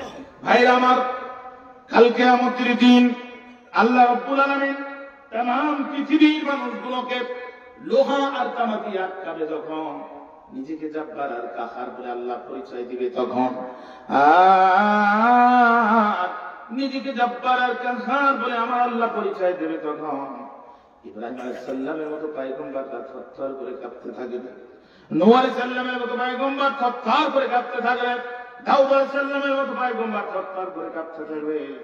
কিন্তু এক শ্রেণীর ইমানদাররা সেই দিন উঠবে, কারোর হাত নাই, কারোর পা নাই, কারোর চোখ নাই, কারোর বুকের মধ্যে চাইনিজ কুড়াল, কারোর গলার মধ্যে ফাঁসির দড়ি। তারা এক জায়গায় হয়ে আল্লাহকে ভয় পাবে না, হেঁটে হেঁটে তারা কাউকে না বলে জান্নাতের দিকে রওনা দেবে। আল্লাহ তখন ডাক দিয়ে বলবে, দাঁড়াও দাঁড়াও, তোমরা কারা, কোথায় যেতে চাও? তখন তারা বলবে, আল্লাহ আমরা তো তারা দিন কায়েমের জন্য রাজপথে জীবন কুরবানি করেছিলাম যারা, আল্লাহ আমরা শহীদ। এই যে দেখো আমাদের হাত নাই, চোখ নাই, কান নাই, গলার মধ্যে ফাঁসির দড়ি, আল্লাহ বুকের মধ্যে চাইনিজ কোরাল, আল্লাহ দেখো আমাদের কাপড়ের কাপড়ে এখনো রক্ত, পৃথিবীর মাটি আমাদের কাপড়ের কাপড়গুলো আল্লাহ খাইল না, আল্লাহ আমরা শহীদ। আল্লাহ তাই বুঝলাম শহীদ, কোথায় যাও? তখন তারা বলবে আল্লাহ জান্নাতে যায়। আল্লাহ বলবেন, বান্দা জান্নাতে তো যাবা, তোমরাই তো জান্নাত পাবা, তবে তার আগে বলে দাও আমার কাছে আরো কিছু নতুন করে চাও, আমি দিব তোমাদের পাও, যা কিছু চাও আমার কাছ থেকে বুঝে নাও। তখন তারা এসে বলবে, রব্বুল আলামিন দিতে যদি চাও জানটা আর একবার ফিরায় দাও, দুনিয়ায় আর একবার যাবো, তোমার ইমানের জন্য লড়াই করে আর একবার জীবন দিব।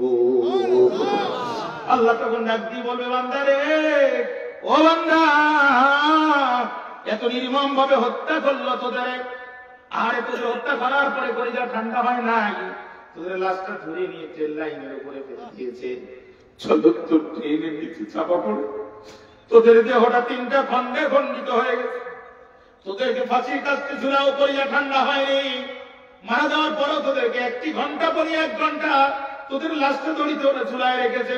ও বান্দা, এমন কষ্টের মৃত্যুর জন্য দুনিয়ায় আবার কেন যেতে চাও? তখন তারা বলবে, রব্বুল আলামিন শাহাদাতের মৃত্যু দেখতে কষ্ট লাগে কিন্তু বরণ করতে কষ্ট লাগে না। রব্বুল আলামিন সত্যি যদি তুমি আমাদের আরো কিছু দিতে চাও, বারবার জীবনটা ফিরায় দাও, দুনিয়ায় যাওয়ার সুযোগ দাও, শুধু যাবো আর তোমার দিনের জন্য লড়াই করবো, বারবার শহীদ হবো আর তোমার কাছে আবার ফিরে আসবো। ভাইরা, আমরা কি শহীদের মৃত্যু চাই না? চাই না শহীদের মৃত্যু? রাসূল বলেন, মান মাতা লাম ইয়াকসু ওয়া লাম ইহাদ্দিস বিহি নাফসাহু মাতা আলা শাওয়াতিন মিনাল নিফাক। যে ব্যক্তি মৃত্যুবরণ করলো অথচ শহীদ হওয়ার কোন চিন্তা তার দেহের ভিতরে ছিল না, নবীজি বলছেন ওর মৃত্যু হবে মুনাফিকের মৃত্যু। আমরা মুনাফিকের মৃত্যু চাই নাকি শাহাদাতের মৃত্যু চাই? ভাইরা খেয়াল করেন, নবীর চাচা আমির হামজা বাসর সজ্জা স্ত্রীর সাথে মেলামেশা করেছেন, নাপাক হয়ে গেছেন, স্ত্রী নিয়ে শুয়ে গল্প করছেন। এমন সময় রাস্তা দিয়ে কে যেন যায় আর বলে, কতিলা মুহাম্মদ, ওই মুহাম্মদ হত্যা হয়েছে, নিহত হয়ে গেছে, মুহাম্মদ নাই। হযরত আব্বাস কোন রকম কাপড়টা বেঁধে ওই অবস্থায় তরবারি নিয়ে দৌড় দিয়েছে। স্ত্রী বলছে, স্বামী একটা বার তাকাও, শুধু চেহারাটা দেখি। আমি হামজা ডাক দিয়ে বলে, বিবি রে, মন খারাপ করিস না, কিয়ামতের দিন তুই যদি আমাকে চিনতে না পারিস রে বিবি, আল্লাহ জান্নাতে সিঁড়িতে নিজের হাতে তোর আমার পরিচয় করে দেবে। আমির হামজা যুদ্ধের ময়দানে গেলেন, অনেকগুলো কাফের মারলেন, নিজেও শহীদ হয়ে গেলেন।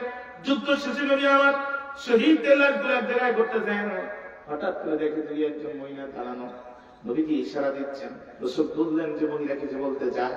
আল্লাহ নবীর কাছে যাওয়ার পরে মহিলা জবাব দিল, নবী জি, আমি আপনার চাচা মা, আপনার চাচা আমির হামজা আমার গত রাত্রে বিয়ে করেছে, আমরা 500 কাটাইছি হুজুর, আপনার চাচা আমার সাথে মেলামেশা করেছে, আপনার চাচা শহীদ হয়েছে। আমি অভিযোগ করতে আসি নাই, অনুযোগ করতে আসি নাই, অভিযোগ মামলা দায়ের করতে আসি নাই। ওগো নবীজি, আমি শুধু আপনার জ্ঞাতার্থে জানাতে এসেছি, আপনার চাচা কিন্তু আমার সাথে মেলামেশা করেছে, অর্থাৎ হানজালা নাপাক অবস্থায় জিহাদের ময়দানে তরবারি নিয়ে দৌড় দিয়েছে। নবী গো, আপনার চাচা আমার স্বামী তো মারা গেল, এখন আপনার চাচাকে গোসল করানো লাগবে কিনা শুধু এই তথ্যটা আপনার কানে দিতে চাই। নবী আমার কিছুক্ষণ থমকে গেলেন, এরপরে মুসকে হাসি দিয়ে বলেন, চাচি আম্মা টেনশন নেবেন না, আপনি নবী না, আমি নবী, আপনি নবী না, আমি যে দেখি আপনি তো দেখেন না। আমার চাচা হানজালা শাহাদাতে আমার আল্লাহর আরশ এত বেশি খুশি হয়েছে, জান্নাতি ফেরেশতারা হানজালাকে জান্নাতের পানি দিয়ে গোসল করাচ্ছে। হানজালার দাড়ি পেয়ে পেয়ে সেই পানি জমিনে পড়তেছে। ও চাচি আম্মা মন খারাপ করেন না, আমি দেখতেছি মধ্য আকাশে ঘুরে গেলমানরা আমি হামজার লাশ নিয়া, শাহাদাতের লাশ নিয়া একজন আরেকজনে করে দিচ্ছে, আরেকজন আরেকজনের করে দিচ্ছে। এই শহীদ আমরা হতে চাই না প্রিয় ভাইরা? এই শহীদ আল্লাহ তুমি আমাদেরকে শাহাদাতের মৃত্যু ভিক্ষা দাও। আপনি যত বড় মুহাদ্দিস হন, যত বড় মুফাসসির হন, যত বড় বক্তা হন, যত বড় মাহফিলের আয়োজনকারী হন, মৃত্যুর পরে আপনাকে কবরে থাকতে হবে। ইসরাফিল আলাইহিস সালামের দ্বিতীয়বাসীর ফুৎকার হওয়া পর্যন্ত কবরে থাকতে হবে। এরপর আপনাকে উলঙ্গ হয়ে কবর থেকে উঠতে হবে। গুনাহগার হয়ে মাথার এক মুষ্টি করে সূর্য থাকবে, কি বিভীষিকাময় কিয়ামত। এরপরে আপনাকে মিজান পাড়ি দিতে হবে, ফুলসিরাত পাড়ি দিতে হবে। কুল্লু মাআতিহি ইয়াউমাল কিয়ামাতি, আল্লাহ আল্লাহর কাছে একটা হিসাব নিয়ে যেতে হবে। তারপরে আপনাকে জান্নাতে যেতে হবে। কিন্তু আপনি যদি শহীদ হয়ে যান, মালাকুল মউত ফেরেশতা আপনার জানটা বের করবে আর আল্লাহর জান্নাতের ভিতরে ছুঁড়ে মারবে। আল্লাহ তুমি আমাদেরকে শাহাদাতের মৃত্যু দাও।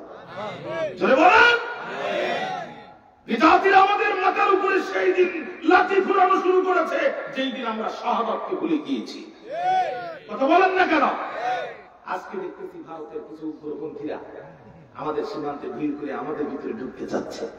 আমরা তো বলছি দাদা আসো, দাদা আসো, দাদা আসো। আমাদের অস্ত্র নাই, তরবারি নাই, কামান নাই, গোলা বারুদ নাই, কলিজা ভরা ঈমান আছে। তাকবীর যখন দেব, ধুতি নিয়ে পালানোর সময় বাবা না। ঠিক না? ঠিক না? আসো, আমরা তো অপেক্ষা করতেছি তোমাদের জন্য। আসো, তোমাদের জন্য অপেক্ষা করতেছি। আসো।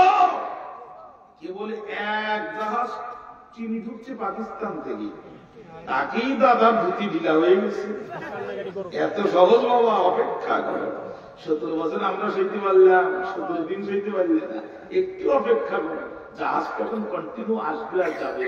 এরপরে চায়না থেকে যখন মাল ঢুকবে তখন তো মাথা আরো খারাপ হয়ে যাবে। ঠিক না? ঠিক না? আমরা মুসলমান, আল্লাহকে ছাড়া কারোর ধার ধারি না। 20 বছরে আমেরিকা আফগানিস্তানে মাইকে কোন রকম জাননে পালাইছে। আমেরিকা গেছে 24 ঘন্টার ভেতরে ইমারাতুল ইসলামিয়া, ইসলামী রাষ্ট্র ঘোষণা হয়ে গেছে। ঠিক না? সিরিয়াতে বিজয় অর্জন করেছে। পৃথিবী এখন মুসলমানদের পক্ষে কথা বলবে ইনশাআল্লাহ। আসো দাদা, আসো। শাহাদাতের তামান্না নিয়ে ভারত যদি আমার এই প্রিয় মাতৃভূমির বুকে একটি আবার বুলেট ছড়ে, আমরা 20 কোটি মুসলমান শাহাদাতের তামান্না নিয়ে ভারতকে উপযুক্ত জবাব দেওয়ার জন্য বাবা সন্তানকে সাথে নিয়ে 14 গোষ্ঠী ময়দানে নামতে রাজি আছি নাকি নাই? আসো দাদা, আসো। মুসলমান অপেক্ষা করতেছে, জোরে বলেন ঠিক না?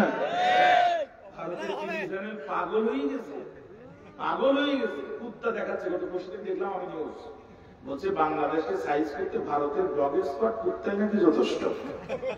মাথা পরিমাণ খারাপ হলেই কথা বলতে পারে। এত কষ্ট করে ট্রেন লাইন নিল আর ট্রেন নিয়ে যেতে পারল না, মাথা খারাপ হয়ে গেছে। মাথা ঠান্ডা করো, ভুলে যেও ওপাশও মুসলমান, আমরাও মুসলমান। দুই দিককে টাইট দিকে পায়ে সাবা দেওয়া ছাড়া বুদ্ধি দেখবেন না দাদা। ঠান্ডা হও, আমাদের কাছে দেও না। ঠিক না? ঠিক না? আহা, যুদ্ধ চলছে ময়দানে। একজন কাফির আসলেন, বললেন নবীজি আমাকে কালেমা পড়ান। রাসূলুল্লাহ কালেমা পড়ালেন। লোকটি মুসলমান হয়ে গেল। বললেন নবীজি আমি এখন কি করব? আল্লাহর নবী কই কি আছে? কয় ভাঙ্গা তরবারি, আগা ঠিক মতো নাই। নবীকে ওইটারে নাম আল্লাহ বুঝতে কাবে যা পায় সব জমি কর। সাহাবী নেমে গেল।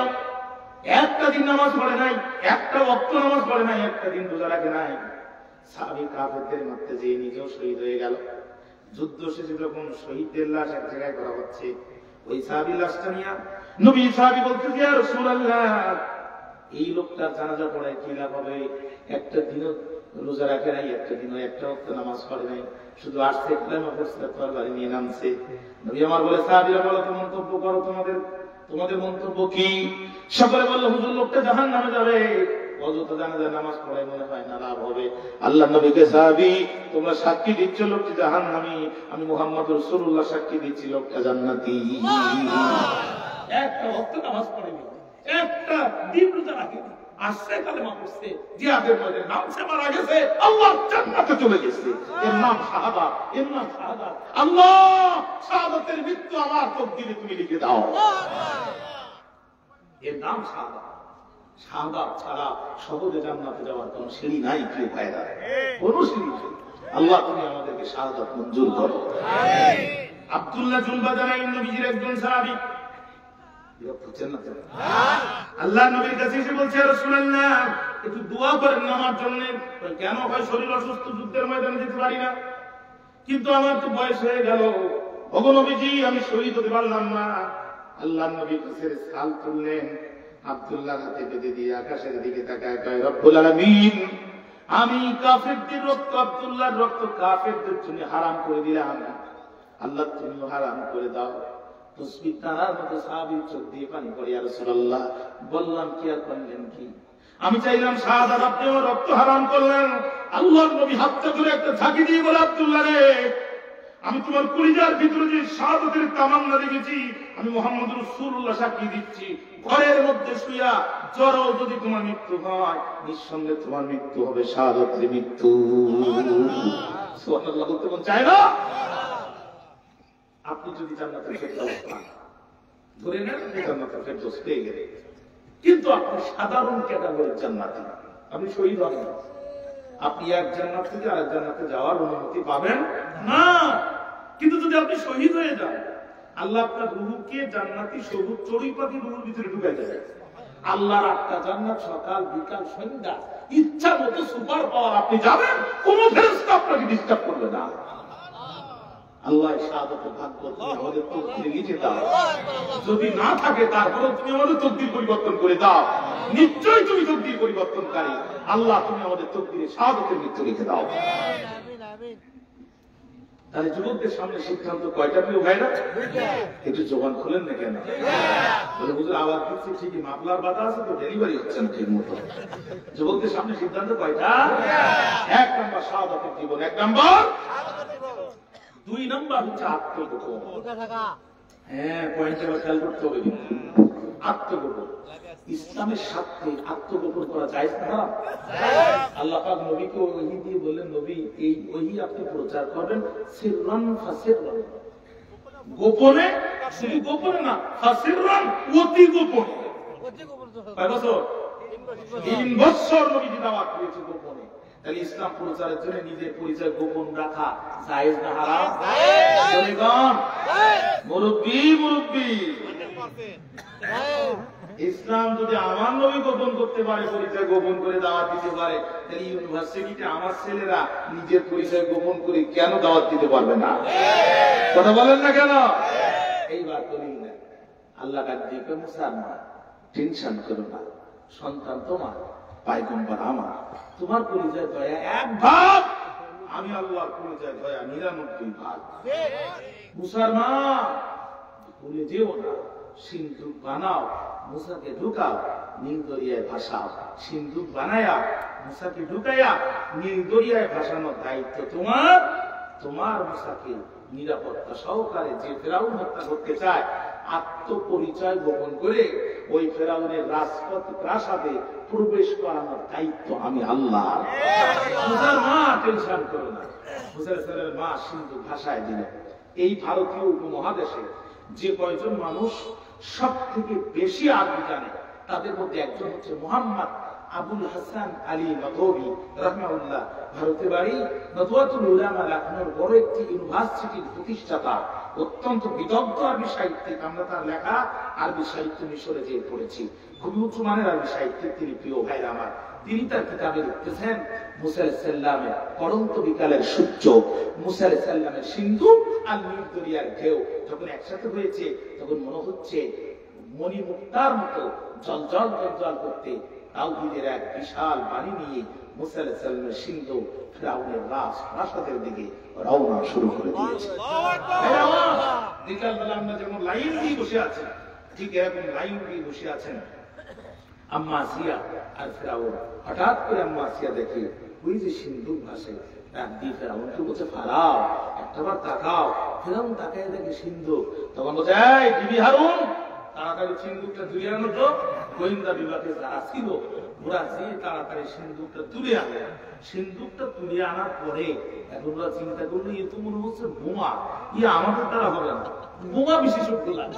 বোমা বিশেষজ্ঞরা এসে কান লাগাই দেখে মুসা আলাইহিস সালামের কান্নার আওয়াজ পাওয়া যায়। বাপরে বাপ, ইসি গোপালগঞ্জে 86 কেজি বোমা না 76 কেজি বোমা না 78 কেজি বোমা। এই বোমা যদি এখন বাস্ট হয় শুধু আমরা মরবো না ফিরআউনও মরবে। এই বোমা খোলাচ্ছি পালাই, কিন্তু পিছনে তাকিয়ে আছে ফিরআউনের পুলিশ। পালানো যাবে না বাবা, এতদিন বেতন নিছ, সিন্ধুক খুলতে হবে।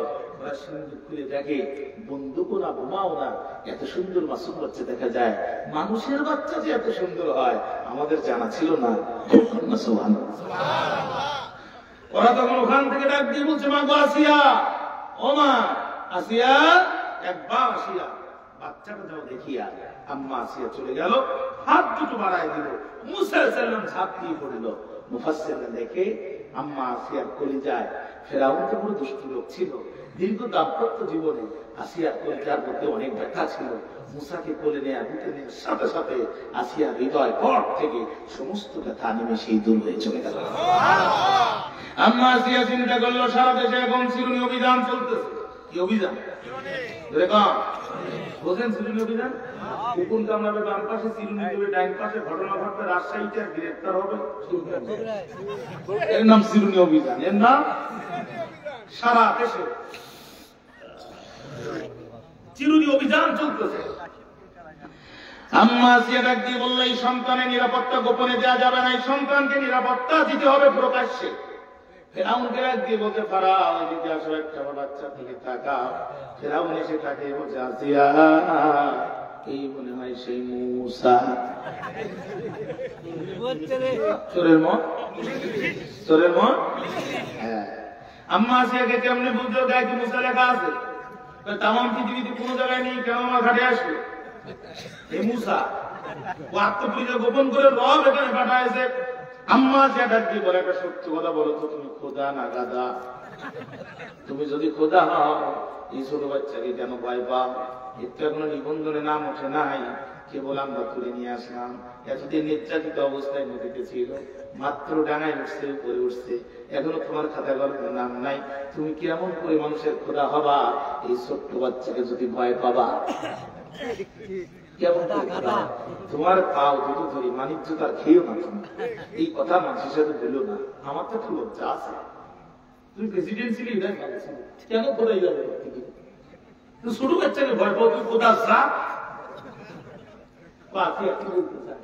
খবরদার এই বাচ্চার দিকে চোখ তুলে তাকাবা না, তোমার সংসারের গোষ্ঠী মারি। তোর সংসার করবে না, তোর শুধু সংসার না, তুই প্রেসিডেন্ট, আমি তো ভাই সেনাবাহিনী যা দেখতেছিস ক্যান্টনমেন্টে, ভুলে যাস না 50টা ব্রিগেডিয়ার জেনারেল কিন্তু আমি গোপনে ওখানে রেখে দিয়েছি। 2000 সিভিল লেফটেন্যান্ট আমার আছে, 5000 সৈনিক আমার আছে। এই বাচ্চাকে তুই যদি মুসাফির হত্যা করিস, সর্বপ্রথম বিদ্রোহ তোর ক্যান্টনমেন্ট থেকে শুরু হয়ে যাবে। বলিস কি তাই? তুমি কি করতে চাও? ফেরাউন এই মুসা কি করে মারে? তুমি আগে বলো তো, বাচ্চাটা দেখি তোমার অনুভূতি কি? আসিয়া বলে ওটা ভালো, আমার চোখ ঠান্ডা হয়ে গেছে। আম্মা আসিয়া সেদিন যে মন্তব্য করেছিলেন, আসিয়ার মুখের কথাকে আল্লাহ কোরআনের আয়াত বানায় দিয়েছে। সূরাতুল কাসাস করলে আপনারা পাবেন। আম্মা আসিয়া বলেন আল্লাহর ভাষায় কুররাতু আইনুল লি ওয়া লাক, আমার চোখ ঠান্ডা, তোমার চোখ ঠান্ডা। লা তাকতুলুহু, এই বাচ্চাকে তুমি করতে পারবা না। আমার আল্লাহ মুসার চেহারা ভালো করে দিয়া এমন ইশারা দিয়ে দিয়েছি, আসিয়াও খুশি, ফেরাউনও খুশি। বুঝতে পারল না যে এই সুযোগে আমি কাকে ঢুকিয়েছি। ওয়ামাকারু ওয়ামাকারাল্লাহ ওয়াল্লাহু খায়রুল মাকিরিন। মাসিয়াকে মারিস না। বলছে ঠিক আছে মারবো না, বাচ্চাটা একটু দাও, আদর করো। মাসিকে তুই যে হারামি হারামি, তোর কলিজা আদর আছে, তুই এতগুলো বাচ্চা হত্যা করতে পারিস যদি তোর কলিজা আদর থাকে। আবার চেয়েছে, না দিলেও তো সমস্যা, দিছে ঠিকই, কিন্তু আম্মা আসিয়া খুব পজিশন নিয়ে দাঁড়িয়ে আছে, যদি বাচ্চা মারতে চায় ও বাচ্চার দিকে তাকানোর আগে ওর গলার কোটি হিসেবে ধরবো। সুবহানাল্লাহ বললেন না? খুব পজিশন নিয়ে দাঁড়িয়ে আছে। ফেরাউন মুসা আলাইহিস সালামকে নিয়ে যখন আদর করতে যায়, পয়গম্বর মুসা পকেট থেকে হাত বের করেন, মনে মনে কয় বিশ্ববার্তা। তুই না গতকালকে লাইট বন্ধ করি, ইন্টারনেট বন্ধ করি, সারা পৃথিবী থেকে দেশটাকে মিশরটাকে বিচ্ছিন্ন করে তুই গণহারে রাত পুলিশ দিয়ে মানুষ মারিছিস, তুই এখন আমার আদর করতে চাস? বিশ্ববার্তার খাবারটা লাগার দরকার ছিল কান চোয়ালে, মাথাটা ঘুরানো লাগলো ডাইরেক্ট নাকের উপর। মুসা আলাইহিস সালামের এক চট বেগে গেল ফেরাউনের নাকের হাড়। ফেরাউন তখন ডাক দিয়ে বলছে, আসিয়া এতদিন খুঁজেছে যারে, সে এখন বাস করে আমার ঘরে। আম্মা আসিয়া কয়, কারে খুঁজছো আর কে বাস করে? এই সেই মুসা। আপনি বুঝলে শর্ট কর, তুই খাইস নাই, শর্ট তো আমি খেয়েছি। If you don't believe, please look at my nose. বিশ্বাস যদি না করিস আমার নাকের দিকে তাকা, আর বউ হয়ে সত্যি কথা বল, গতকালকে আমার নাকের বাঁকা ছিল। আম্মা আছে নাক তো না, তুমি তো সারা জীবনে দেখি তুমি বাঁকা।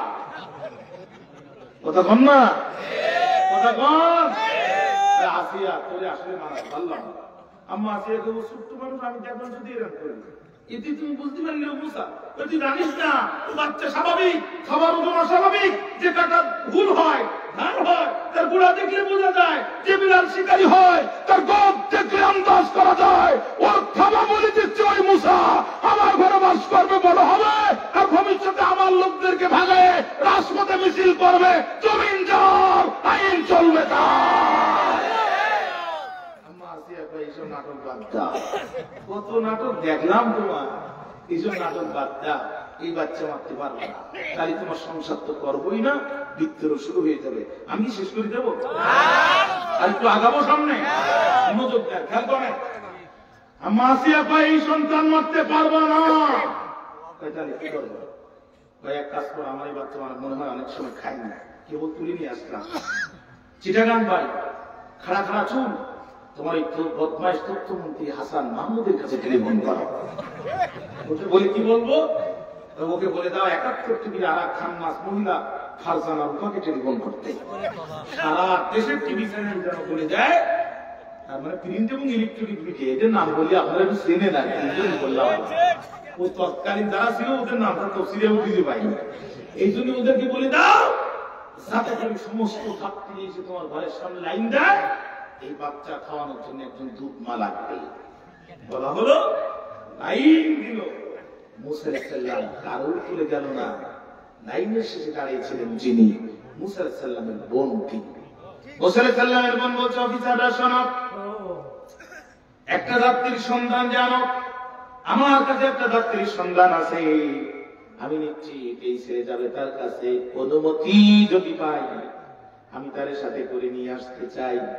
লোকজন বলছে, তাহলে তো খুব ভালো হয়, বাচ্চাটা অনেকক্ষণ হলো কিছুই খায় নাই, আমি জানতে চাই মুসা আলাইহিস সালামের বোন কি তার ভাইয়ের পরিচয় দিয়েছিল নাকি ভাইয়ের পরিচয় গোপন করেছিল?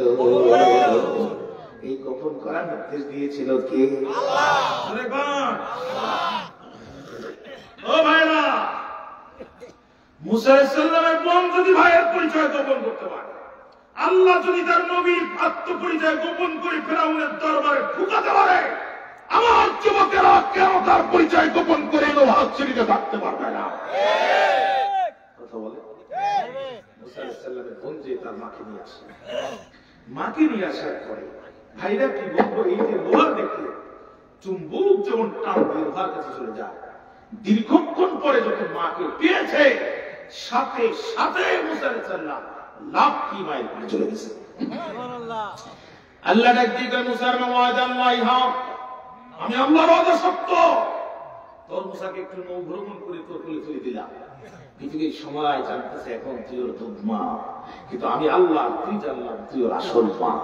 মুসার মা, টেনশন করিস না, এখন তোর একটা চাকরি হবে, তোর জন্য রূপ বরাদ্দ হবে, তোর মুসা তুই নিরাপত্তা সহকারে ভিআইপি কামরায় থাকবি, ফেরাউনের পুলিশের বেতন বাড়ে 5 বছর পর পর, আর তোর বেতন বাড়বে শুধু তোর ইচ্ছা হতো।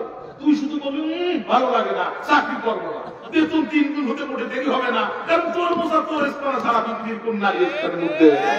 মুসলমান টেনশন করিস না, আবেগের বশবর্তী হইয়া এখনই তোর মুসার আত্মপরিচয় তুই প্রকাশ করিস না, আবার তুই মন খারাপ করিস না।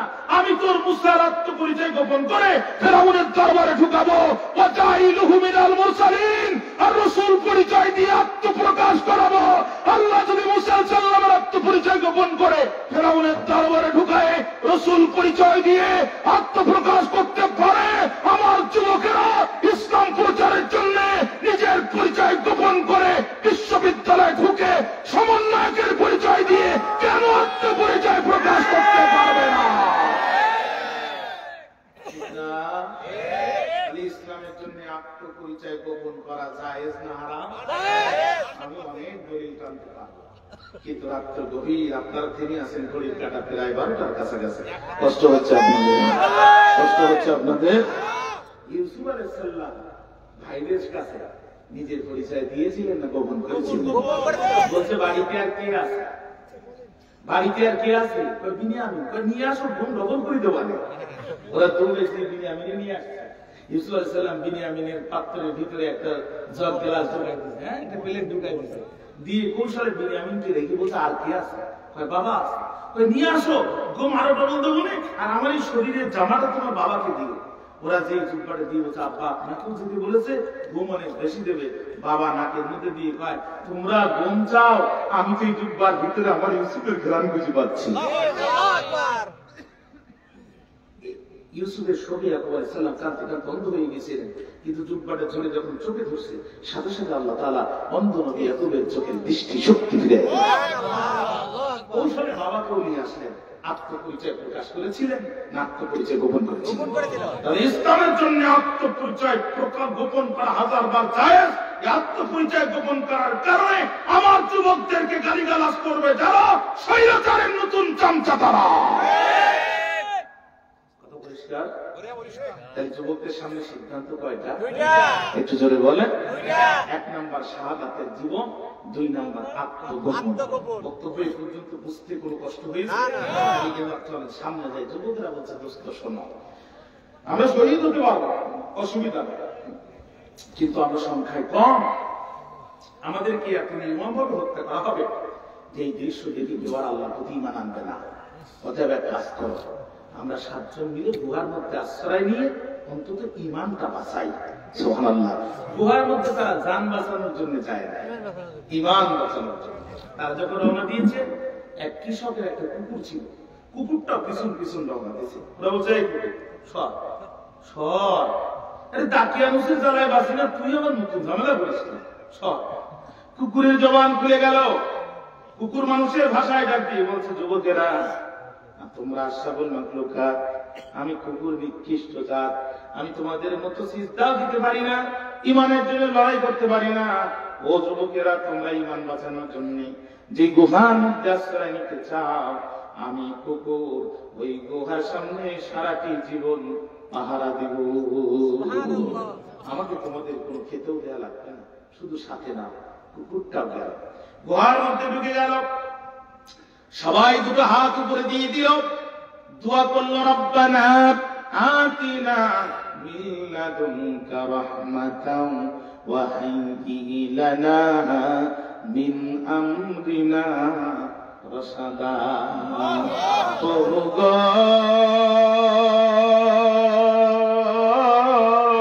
প্রভু গো, আমরা তো তারা ঈমানের জন্য ঘর বাড়ি ব্যবসা বাণিজ্য ছেড়েছি, তারা আল্লাহ পিছনের দরজা দিয়ে দাকিয়ানুসের সাথে মুনাফিকি করে হাত মিলাই নাই, আল্লাহ ঘর বাড়ি ছেড়ে দিয়েছি, কাজী আমাদের জন্য তোমার রহমতের দরজা খুলে দাও। আর যে বিষয়টা আমরা হাতে নিয়েছি এটা বাস্তবায়ন সমাপ্ত করার জন্য তুমি আমাদের এটা সমাপ্ত করার তৌফিক তুমি আমাদেরকে দান করে দাও। আল্লাহ কয় হাবিব অনবী, যুবকেরা যখন আমার কাছে এই দোয়া করলো, তখন আমি আল্লাহ কি করলাম আপনি জানেন, ফাতারাবনা আলা আযানিহিম ফিল কাহফি সিনিনা আদাদা। আমাদের কর্ণ কুকুরের মধ্যে মোহর মেরে দিলাম, দুনিয়ার কোন আওয়াজ ওদের কানের মধ্যে পৌঁছালো না। গুহার মধ্যে একটানা 309 বছর ওরা এক ঘুমে পার করে দিল। নবী ওরা যখন ঘুম পড়েছে তখন আমি সূর্যকে অর্ডার দিলাম, সূর্যরে ওয়াতারাস শামসা ইযা তালাআত তাযাওয়ারু আন কাহফিহিম যাতাল ইয়ামিনি ওয়া ইযা গরাবাত تقبضهم ذات الشمال وهم في فجوة منه ذلك من آيات الله من يهد الله فهو المهتد ومن يضلل فلن تجد له وليا مرشدا। যদি আমি সূর্যকে অর্ডার দিয়ে দিলাম, সূর্যরে যখন তুমি উঠবা যখন তুমি নামবা উদিত হবা আর যখন তুমি অস্ত যাবা একটু ডাইনে একটু বামে ঘুরে যাবা, যাতে আমার গুহায় থাকা আমার ইমানদাররা বিন্দু মাত্র তাপ অনুভব না করে, কষ্ট যেন তারা না পায়। নবী ওরা এমন কায়দায় আমি ওদের চোখের মধ্যে ঘুম দিয়ে দিলাম, ওরা ঘুমাচ্ছে এটা ঠিক আছে, কিন্তু আমি ওদের চোখগুলো খুলে রাখলাম। নবী কেন জানেন? যদি মাটির একটা পিঁপড়া যেন ওরা মারা গেছে এইটা মনে করে ওদের গায়ে একটা কামড় যেন না দেয়, এই জন্য ঘুম দিলাম ঠিকই, আমি ওদের চোখগুলো খুলে রাখলাম। وتحسبهم أيقاظا وهم رقود ونقلبهم ذات اليمين وذات الشمال وكلبهم باسط ذراعيه بالوسيد। جرقان الله أكبر। নবী খেয়াল করেন, ও নবী আপনি দেখলে মনে করবেন যে ওরা নিদ্রা ঘুমে নাই, ওরা জেগে আছে, ওয়াহুম রুকুদ, কিন্তু ওরা ঘুমের মধ্যে আছে। নবী একদিকে অনেকক্ষণ একসাথে ঘুমালে হাতটা নষ্ট হয়ে যাবে, এই জন্য আমি আল্লাহ আমার রহমতের হাত দিয়া কখনো ডান থেকে বাম পাশে কখনো বাম থেকে ডান পাশে ওদের পাশ ফিরানোর ব্যবস্থা করে দিলাম। আর ওদের সাথে যে কুকুরটা ছিল ওই কুকুরটা 2 হাত 2 দিকে দিয়া 2 পা 2 দিকে দিয়া গলাটা লম্বা করে দাঁতটা বাহির করে এমন একটা কায়দায় তাকিয়ে আছে। নবী আপনি যদি দেখতেন তাহলে ভয় পেতেন, শুধু ভয় পেতেন না আপনি পালাতেন। সুবহানাল্লাহ। এখন ভাইরা আমার দিকে আপনারা একটু বলেন তো, 309 বছর এই যুবকদের ঘুম পড়ায় রাখা আল্লাহ জন্য কোন ব্যাপার না? আকাশ কয়টা? জোরে কম। এবার একটু আসতে মতো কোটি কয়টা? কোটি কয়টা? কোটি কয়টা? একটা আছে। বাংলাদেশে এখন শীত, হ্যাঁ, ঢাকাতে একটু শীত কম, দুবাইতে সোয়েটার লাগতেছে না, কানাডা তুষারে বরফে ভরে গেছে, আমেরিকায় প্রচন্ড ঠান্ডা। একই আকাশে এক এক জায়গায় যে আল্লাহ তাআলা ভিন্ন ভিন্ন আবহাওয়া দিতে পারে, এই আল্লাহর জন্য আসহাবে কাফের 7 জন যুবককে 309 বছর ঘুম পড়ে রাখে কি আল্লাহর জন্য কোনো ব্যাপার না? এরকম ব্যাপার। আল্লাহ রাব্বুল আলামিন বলেন, নবী আপনার উম্মতদেরকে বলে দেন, যালিকা মিন আয়াতিল্লাহ, 309 বছর এদের ঘুম পড়ায় রাখা এটা আমি আল্লাহ তাআলার নিদর্শন। জোরে কন্যা সুবহানাল্লাহ। আল্লাহু আকবার, আল্লাহু আকবার। ইমানদারদের যেন একটা পিঁপড়া পর্যন্ত না কামড়ায়, এজন্য ঘুম পড়াইছে ঠিকই, চোখগুলো খুলে রেখে দিয়েছি, পিঁপড়া যেন কামড় না দেয়। আল্লাহু আকবার, আল্লাহু আকবার। আল্লাহ ঈমান করে আমাদেরকে ভিক্ষা দাও, এই ঈমান করে আমাদেরকে ভিক্ষা দাও। ভাইরা আমার খেয়াল করেন, মুসা আলাইহিস সালাম ফিরাউন প্রায় ধরে ফেলছে, কাছাকাছি। মুসা আলাইহিস সালামের উম্মতরা বলছে, ও মুসা তোমার আল্লাহ কই? ওই যে ফিরাউন, তোমার আল্লাহ কই? মুসা আলাইহিস সালাম ডাক দিয়ে বলে, ইন্না রাব্বি সায়াহদিন, মন খারাপ করো না, আমার আল্লাহ এখন আমাদেরকে পথ দেখাবেন। আল্লাহ কয়, মুসা এই কথাটা শোনার জন্য আমি অপেক্ষা করতেছি। হাতে আছে লাঠি, পায়ের নিচে আছে মাটি, লাঠি দিয়ে মাটির পরে আঘাত করা দায়িত্ব তোমার। লোহিত সাগরের বুক চিরে এই মুহূর্তে পার হওয়া যাবে এমন রাস্তা বাইর করে দেওয়ার দায়িত্ব আমি আল্লাহ।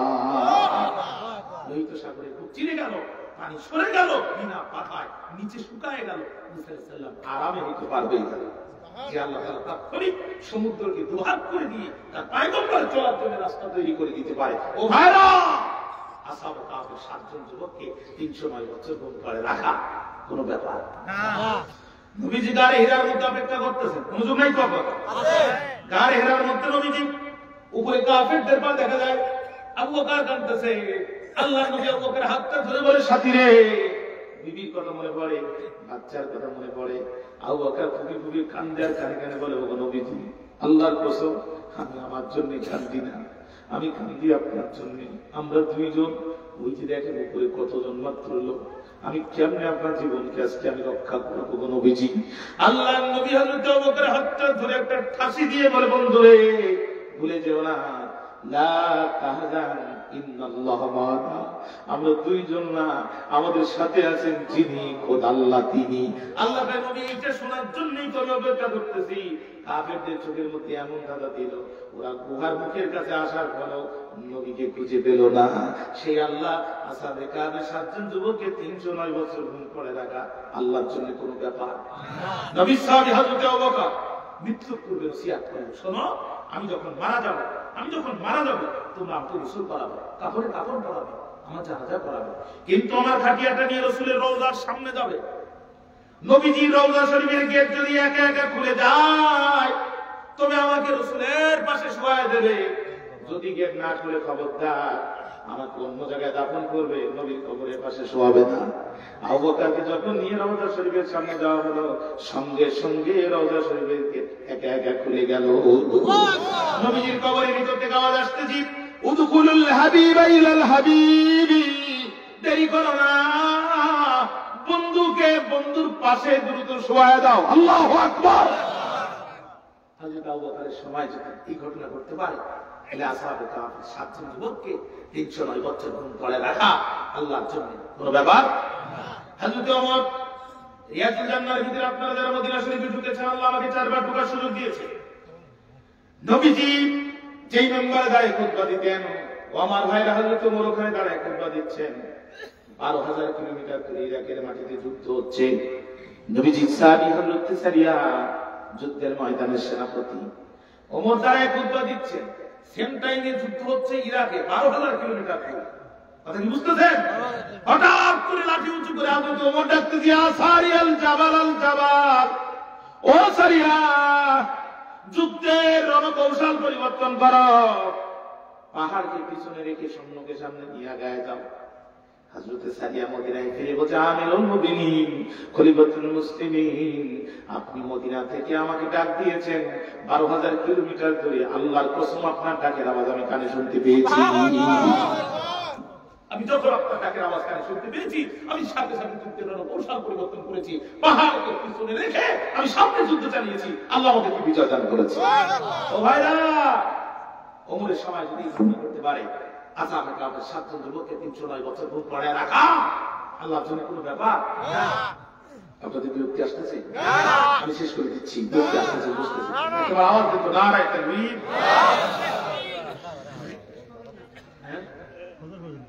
না না, ফজরের নামাজ কাজা হয়ে যাবে। একটা আওয়াজ দেন, আল্লাহু আকবার। আপনারা আমাকে 10টা মিনিট সময় দিবেন।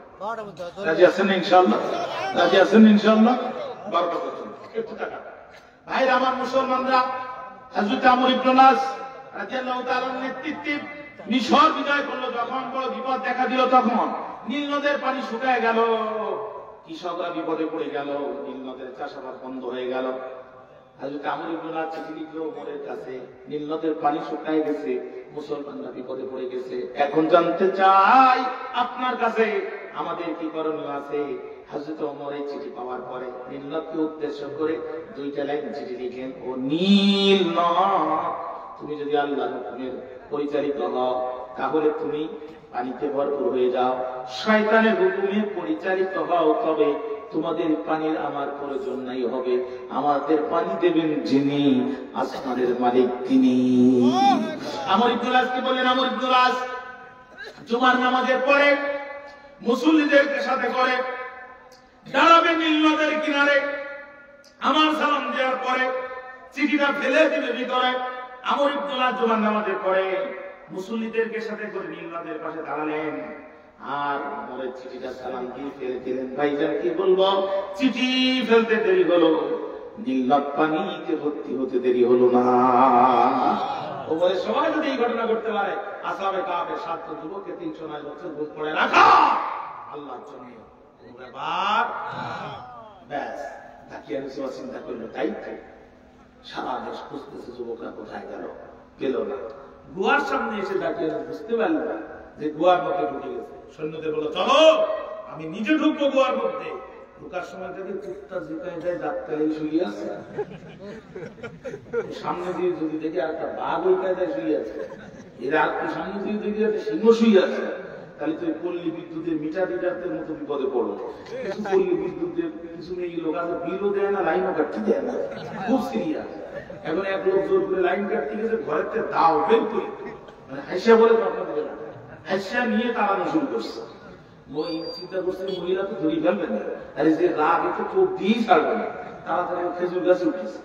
মহিলা বলতেছে, তুই উপরে উঠলো 2 কোপ, নিচে নামলো 2 কোপ, তুই আমার ঘরে লাইন কাটতে আসিস? ও তখন টেলিফোন করতেছে, হেডে স্যার বুঝি কি তাড়াতাড়ি পুলিশ পাঠান, বর্তমান আমার অবস্থা এমন, আমি উপরে উঠলো 2 কোপ, নিচে নামলো 2 কোপ। তাকে আমি চিন্তা করলো, এখন তো সামনে দিকে দিব, যদি দেখি সিমে একটাই করে দাঁড়ায় আছে, তাহলে কি করবো, কি করা যায়? তোদের হাতে মারতে পারলাম না, তোদেরকে হাতে মারো। কিসে মারবো? হাতে মারবো। গোয়ার মুখ আটকায় দাও, গোয়ার মুখ আটকায় দাও। আমার পছন্দের সরকার রাখতে পারলাম না, গেট তুলে দেবো, পানি দিয়ে ভাষায় মারবো, ঠিক না? বাংলাদেশের সবচাইতে বড় শত্রু হচ্ছে ভারত। এই ভারতের পরামর্শে আল্লামা সাঈদীকে 13 বছর কারাগারে রাখা হয়েছে। এই ভারতের পরামর্শে আল্লামা সাঈদীকে ইনজেকশন করে হত্যা করা হয়েছে। ভারতকে যারা বন্ধু মনে করে, এরা এদেশের সবচাইতে বড় শত্রু। ভারত কখনোই আমাদের বন্ধু ছিল না, ভারত আমাদের বন্ধু হতে পারে না, ঠিক না? গেট আটকায় দাও, কিন্তু সরিষার ভিতরে ভূত থাকে, থাকে না? ওই ডাকিয়ানুসের পুলিশ অফিসারদের ভিতরে 2 জন পুলিশ অফিসার ছিল, একজনের নাম পিটরুস আর একজনের নাম লুকাস। তারা কি করলো, 7 জন যুবকের নাম সীসা প্লেটে লিখা সিন্ধুকের ভিতরে ঢুকায় রাখলো। ডাকিয়ানুস মারা গেল, 309 বছর পার হয়ে গেল। 2-3 জন সরকার বিদায় নিল। বর্তমান যিনি সরকার আসছেন তার নাম তন্দুরুস। তার নাম কি? তন্দুরুস। রাজত্ব করেছিলেন 58 বছর। কিন্তু তার সময় একটা বড় বিপদ দেখা দিল, সেটা হলো মানুষ আর কি আমার বিশ্বাস করছে না। মুসলমানদের ভিতরে এই ফিতনা ছড়িয়ে পড়ে যে মানুষ মারা গেলে কবরে রেখে আসলাম, মাটির সাথে মিশে গেল, কেমনে জাগ্রত হবে? কিন্তু জাগ্রত করবেন কে? আল্লাহ। ব্যাস এই ফিতনা ছড়ায় পড়ে। তন্দুরুস প্রত্যেকদিন সিজদায় কাঁদতে লাগলো, আল্লাহ এমন দৃশ্য দেখায় দাও, আমার জাতির লোকেরা ঈমান। ব্যাস এক কৃষকের হৃদয়ের ভিতরে আল্লাহ তাআলা ইলহাম দিয়ে দিল। কৃষকের অনেকগুলো দুর্বা ছিল। কৃষকের মাথায় আসলো যে আমি যদি এইটা পাই, তাহলে ভিতরে যে গুহা পাবো তার ভিতরে আমার ছাগল জম্বা রাখতে হবে। কৃষক যখন ভাঙা শুরু করলো, আসহাবে কাফের 7 জন যুবকের ঘুম ভাঙা শুরু করলো। ঘুম থেকে উঠছে, নখ এক একটা 4 হাত 5 হাত লম্বা, মোষ লম্বা, দাড়ি লম্বা, চুল লম্বা। কেউ কাউরে চিনতে পারতেছে না। একজন আর একজন আশ্চর্য হয়ে বলছে, কি অবস্থা, গোপ এত লম্বা কেন, দাড়ি এত লম্বা কেন? আসলে বলো তো দেখি, আমরা কতক্ষণ এখানে ঘুমাইছিলাম, কতক্ষণ ঘুমাইছি যে আমাদের মুখ লম্বা হয়ে গেছে, আমার দাড়ি লম্বা হয়ে গেছে, আমাদের এই পরিস্থিতি কেন হলো? কতক্ষণ আমরা ঘুমাইছি একটু বলো তো দেখি। কামলা বিস্তুম, কতক্ষণ ঘুমাইছি? কেউ কেউ জবাব দিচ্ছে, লাবিস না ইয়াওমান আও বাদিয়া, একদিনে সে একটু বেশি ঘুমাইছে। এই নিয়ে তাদের মধ্যে গোলযোগ দেখা দিল। এক পর্যায়ে তারা বলে, আল্লাহু আ'লাম, আল্লাহ ভালো জানেন যে আমরা কতদিন ঘুমাইছি। এখন এক কাজ করবো, বললে আপনি গতকাল থেকে আজ পর্যন্ত কিছু খাইনি, গতকাল থেকে আজ পর্যন্ত কিন্তু কেটে গেছে কত বছর? 2 টাকা করে দাও, 7 জন 14 টাকা দাও তো দেখি, পকেট থেকে বের কর, মালে হাত দাও তো একটু, 2 টাকা করে দাও। যাকে খাবার আনতে পাঠালো তার নাম হচ্ছে তমালিকা। তার নাম কি? তমালিকা। তুমি যাও তো 14টা রুটি নিয়ে আসবে। তমালিকা যেই সাইবাতে যেই দেখে ওভার ব্রিজ, কি হয়েছে? ওভার। আরেকটু সামনে যেয়ে দেখে টানেল, আরেকটু সামনে দিয়ে দেখে পদ্মা সেতু, আরেকটু সামনে দিয়ে দেখে মেট্রো রেল ভবো করে আসতে যাচ্ছে। তমালিকা বলছে, গতকাল যদি মেট্রো রেল দেখিনি, এই সাইড মাথার উপরে ওভারব্রিজ তো ছিল না, আটবাড়িয়া তো পূর্ব পাশে গেল, পশ্চিম পাশে কেমনে আসলো? কথা বল না? তার মানে দেশ তো অনেক উন্নত হয়ে গেছে, ঠিক না? 50 বছর আগে যারা মারা গেছে ওদের ঝুড়ি বগুড়া সাইড মাথায় রেখে তিনি বাড়ি ফিরে আসতে পারবে, বাড়ি ফিরে আসতে পারবে। তোমাকে বললো আল্লাহ ইয়ে করবে 309 বছর আগের মুদ্রা দিয়ে দুপুরবেলা সব দোকান বন্ধ, হাতে কোনো কয়েকটা দোকান খোলা। এক দোকানে যে বলছে ভাই 14টা রুটি দাও, দোকানদার দুপুরে কেউ নেই, ওর গোপচা লম্বা, হাতের নখ 5-7 হাত লম্বা, মুখ সেনা যাচ্ছে না, আর হাতে 309 বছর আগের টাকা। এই যে জেনের সত্তা, কোন সন্দেহ নেই, ইয়া যাওয়া চালা হইল না। শেষ পর্যন্ত দুপুরবেলা আমার দোকানে দোকানদার দোকান কি বের করা তো দূরের কথা, দোকান ভেঙে পিছন দিক থেকে দৌড়। আল্লাহ ইয়ে কোন বিপদ, একদিকে মেট্রো রেল আসতেছে, আরেকদিকে পাবলিক আমার দিকে দৌড়াচ্ছে, কোন মুসিবতে ফেললি আল্লাহ। আর এক ভাই 14টা রুটি দাও বলে বলছি, আমার সামনে আসতে বলি, সেও তো কিছু লোক আছে একটু ওভার চালা আছে না, খুব সাহসী। শাশুড়ি নতুন জামাই দাওয়াত করেছে, কিন্তু জামাই রাজনৈতিক কারণে পালাই বেড়াচ্ছে। আর নতুন শাশুড়ি দাওয়াতে না গেলেও কেমন না, তো জামাইটা ছোট ভাইকে বলছে না তুই যা, আর তো মা কি বল যে ভাই একটা বিপদে আছে, বুঝো তো রাজনৈতিক অবস্থা, ভাই আসতে পারে। যে বলছে মামাই সালামালাইকুম, ভাই আসলে আমার বাড়িছে। মামাই মনে মনে করে দাওয়াত করলাম, জামাই আসলে জামাই ভাই এখন হুজুর দিয়ে মুরগ জয় করে কি বানর দিয়ে খাওয়ায়, মেজাজ খুব খারাপ। মেয়েকে বলছে যেগুলো নষ্ট হবে ওইগুলো দিয়ে বিদায় দাও, ওইগুলো দিয়ে বিদায় দাও। আর দইটা আটগড়িয়া থেকে আনেছে, ওটা প্রত্যেকদিন দেওয়া যায় না, দামও বেশি, 300 টাকা। দইটা দরকার কর্নারে সেরি রাখো, দেওয়ার দরকার নেই। যেটা পোয়াশ করে আলু ঘাটি মাটি দিয়ে ভেজা বিদায় কর। আমার ভাইও চালাক করে না, মাও তো দই দেবে না। তো বলতে মাও রাস্তাঘাট ভালো, এটা ঠিক আছে, কিন্তু বাঁশ বাগান আছে না, খুব ভয় পাইছে। কেন দিনের বেলা কিসের ভয়? আরে বলেন না সাপ, কও কি তুমি সাপ থেকে ভয় পেলে? যেন যেন সাপ না, এখান থেকে দরজার কর্নারে দই পর্যন্ত লম্বা। কোন পর্যন্ত লম্বা? মাও চিন্তা করলে তো দুই দিকে ফেলেছে, তো না দিদি মান সম্মানের ব্যাপার। সালা 3 নাম্বার দোকানে যখন 309 বছর আগে মুদ্রা দিতে, তখন দোকানদার মনে করতেছে এ তো স্বর্ণের খনি পেয়েছে। কিসের খনি? স্বর্ণের খনি। দোকানদারের শ্রেণী এসে তমালিকাকে গ্রেপ্তার করে বলতেছে, তমালিকাকে গ্রেপ্তার করে বলতেছে, মামা মালদা পেয়েছি মহেশখালীর মাটির তলে, অর্ধেক আমারটা, নানালে কিন্তু পুলিশ ডাক পায়। কিন্তু ভাই কিসের মাল? তুমি 309 বছর আগে মুদ্রা কই পেয়েছি? তুমি বিশ্বাস করো, গতকালকে পাহাড়ে দিয়ে ঘুমিয়েছি, আর আজ 20 রুটি কিনতে আসছে। এই কথোপকথন দুইজন পুলিশ অফিসার ওখানে ডিউটি করতেছিল। তাফসীরে এসেছে একজনের নাম আরকিউস, আর একজনের নাম তান্তিউস। দুইজন এসে তোমাদেরকে গ্রেফতার করল। তাওয়ালিকা জিকির করে সুবহানাল্লাহ, আলহামদুলিল্লাহ, লা ইলাহা ইল্লাল্লাহ। আল্লাহ আমার জীবনের শেষ দিন, আজ আমি শহীদ হয়ে তোমার জান্নাতে চলে যাবো গো আল্লাহ। তমালিকা যখন কান্দে, পুলিশ অফিসার ডাক দিয়ে বলে, তমালিকা কান্দো কেন? আমি আজকে মারা যাবো, শহীদ হয়ে যাব, তোমার প্রেসিডেন্ট আমাকে মারবে তো অসম্ভব। তোমার মুখে যে জিকির শুনেছি, আমার প্রেসিডেন্টের মুখেও একই জিকির শুনেছি। তুমি কার কথা বলছো? আমি বলছি দাকিয়া মুসের কথা। ও সোজাচার পালাইছে 309 বছর আগে। তো তুমি কার কথা বলতেছো পুলিশ অফিসার? আমি বলতেছি তন্দুরুসের কথা। কও তন্দুরুস কেমন আসছে? আমরা না গতকালকে দাকিয়া মুসের ভয়ে গোয়ায় গেছিলাম, আজকে রুটি কিনতে আসছি। পুলিশ অফিসার বুঝে বলছে, কিন্তু আসলে কিন্তু সিংহার মধ্যে আলু এমনি ঢুকিনি, কারণ আছে। তাড়াতাড়ি করে রাষ্ট্র দোকান থেকে কিনে আসছে। দেশের অর্ধেক মানুষ লাইন দিয়ে গুহার থেকে আসতেছে। গুহায় তো 9 জন ছিল, ও 6 জন মনে করলো সর্বনাশ। তমালিকা মনে হয় ডিবি হারুনের কাছে গ্রেপ্তারি দিয়েছে। এখন মনে হয় আমাদের ধরার জন্য পুলিশ আসতে আসবে। ওরা তখন আতঙ্কে ভয়ে গুহার মুখে সেইভাবে তাকাচ্ছে, আর এরাও যে গুহার মুখে হাজির। সেই সময় ওখানে একটা সিন্দুক পাওয়া গেল। সিন্দুকটা যখন খোলা হলো, সীসার প্লেটে এই 7 জনের নাম পাওয়া গেল। তখন তাড়াতাড়ি প্রেসিডেন্ট সিজদায় পড়ে গেল, গোটা দেশের লোক সিজদায় পড়ে গেল। রব্বুল আলামিন 309 বছর গুণ পড়ানোর পরে এই যুবকদেরকে যদি তুমি তুলতে পারো, কিয়ামতের দিন তুমি আমাদেরকেও তুলতে পারবে। জোরে কম, জোরে কম, জোরে কম। এবার ওই যুবকের ভিতরে ঢুকে গেল। মুফাসসিরদের গবেষণা 2 ভাগে ভাগ হয়ে গেল। কয় ভাগে? এক ভাগ মুফাসসিররা মনে করলো ওরা ঢোকার সাথে সাথে মৃত্যুবরণ করলো, মালাকুল মউত আসলো, ওদেরকে দুনিয়া থেকে নিয়ে গেছে। কিন্তু না, আর একটা মুফাসসিররা মনে করে ওরা যেহেতু ঈসা আলাইহিস সালামের উম্মত, ঈসা আলাইহিস সালাম যখন আকাশ থেকে নামবেন, এরা এখনো পর্যন্ত ঘুমাচ্ছে পাহাড়ের ভিতরে, এদের ঘুম ভেঙে যাবে।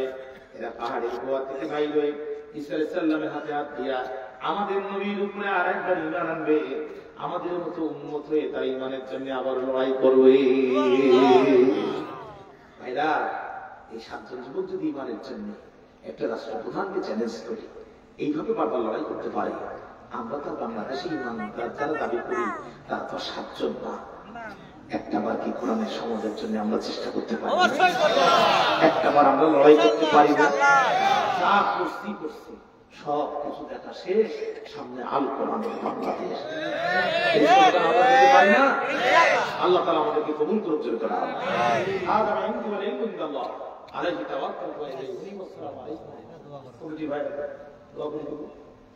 আপনি কথা বলা আছে আপনাদের? আল্লাহুম্মা আমিন। ربنا ظلمنا أنفسنا وإن لم تغفر لنا وترحمنا لنكونن من الخاسرين. ربنا لا تزغ قلوبنا بعد إذ هديتنا وهب لنا من لدنك رحمة إنك أنت الوهاب. رب ارحمهما كما ربياني صغيرا. رب ارحمهما كما ربياني صغيرا. গুনারিশা গরে মাওলা ডুবিয়া তোমারি রহমান রহিম নামটি ধরিয়া তুমি যদি মাফ না করো বান্দারে, বলো তোমার বান্দা যাবে কার দাদে সকলের দোয়ার থেকে আল্লাহ ফিরিয়া রইলাম তোমার দোয়া পাবে চাহিয়া। দাদা দাদি নানা নানি 4 জনে, আব্বা আম্মা বিবি বাচ্চা সন্তানে যত মুমিন মুসলমান ইমানদার মাফ করে দাও ওগো আল্লাহ পরওয়ার আদরক রিয়া মানুষ বানাইয়া কেমনে দিবা জাহান্নামে ফেলিয়া। কত গুনাহ করলাম আল্লাহ গোপনে, মাফ করে দাও সকল গুনাহ নিজ গুণে কত গুনাহ করলাম আল্লাহ যৌবনে, মাফ করে দাও সকল গুনাহ নিজ গুণে। গাছের পাতা মাটিতে পড়ে যাবে, ঝরে যাবে, বৃষ্টিতে তার অস্তিত্ব মাটির সাথে মিশে যাবে, তার কিয়ামত হবে না, তোমার দরবারে কালামে লাগবে না, মিজানের পাল্লায় তার আমল নামার ওজন হবে না। আয় আল্লাহ, তাকে পাড়ি দিতে হবে না, তোমার দরবারে তাকে হাজির হতে হবে না। কিন্তু মানুষ বানাইলা, আশরাফুল মাখলুকাতের মর্যাদা দিলা, কিয়ামতের দিন আমাদেরকে বেইজ্জতি করো না।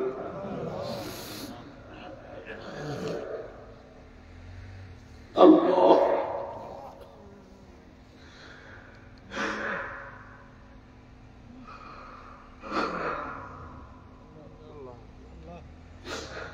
কিয়ামতের দিন আমাদেরকে বেইজ্জতি করো না। আল্লাহ কিয়ামতের দিন আমাদের হিসাব সহজ করে দাও। اللهم حاسبني حسابا يسيرا সাহাবীরা বলে নবীজি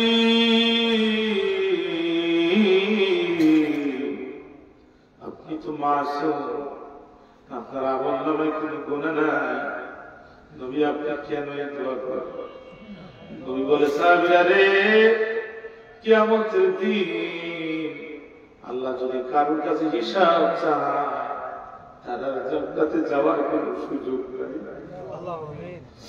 আল্লাহ যাতে বিনা হিসাবে রয়ে যায় বান্দা যা, তোর জন্য জান্নাতের দরজা খুলে দিলাম যা।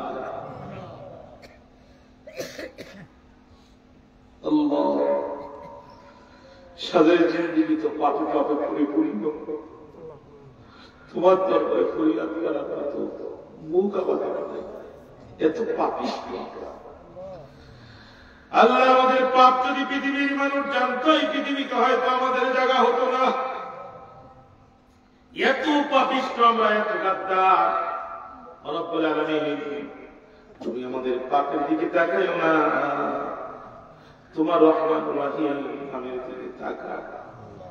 আমাদের পাপের পাহাড় কি তুমি সওয়াবের পাহাড় বানায় দাও।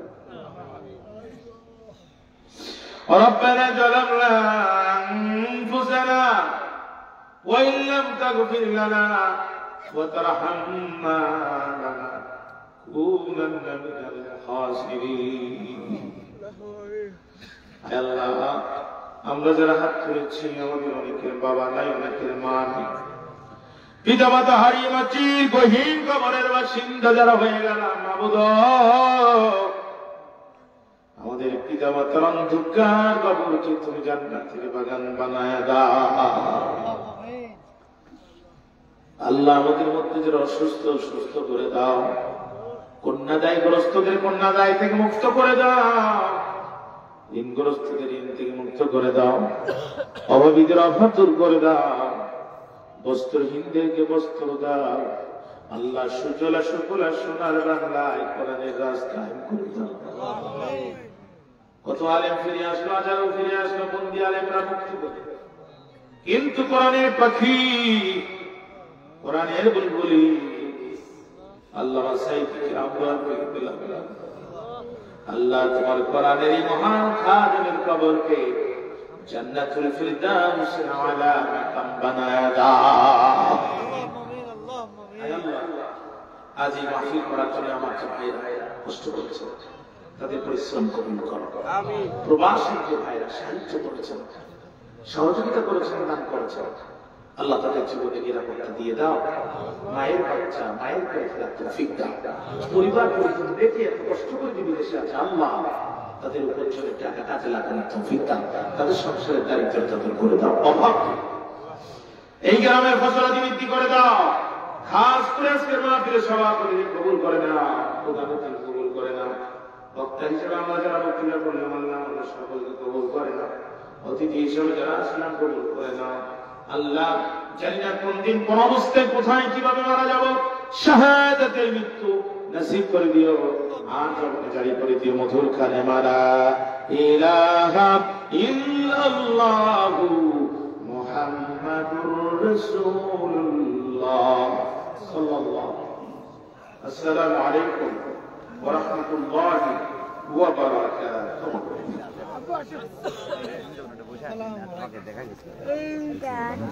কিছু নেই